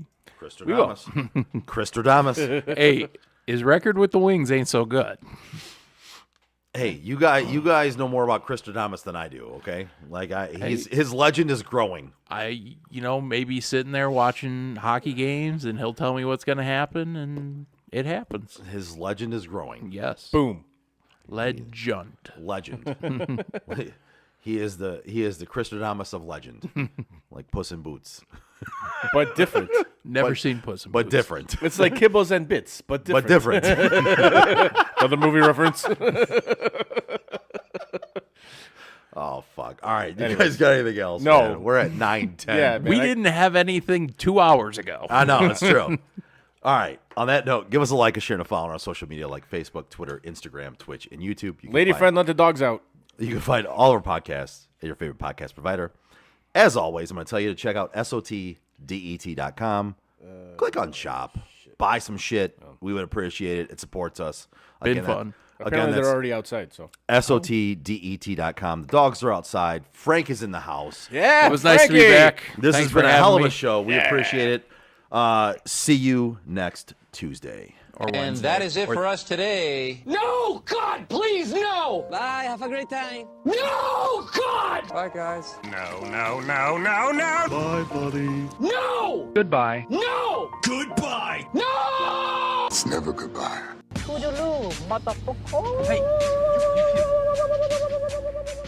know, we've been through our ups and been through our downs. You were meant to be here tonight. You guys will always be in my heart. Great moments are born from great opportunity.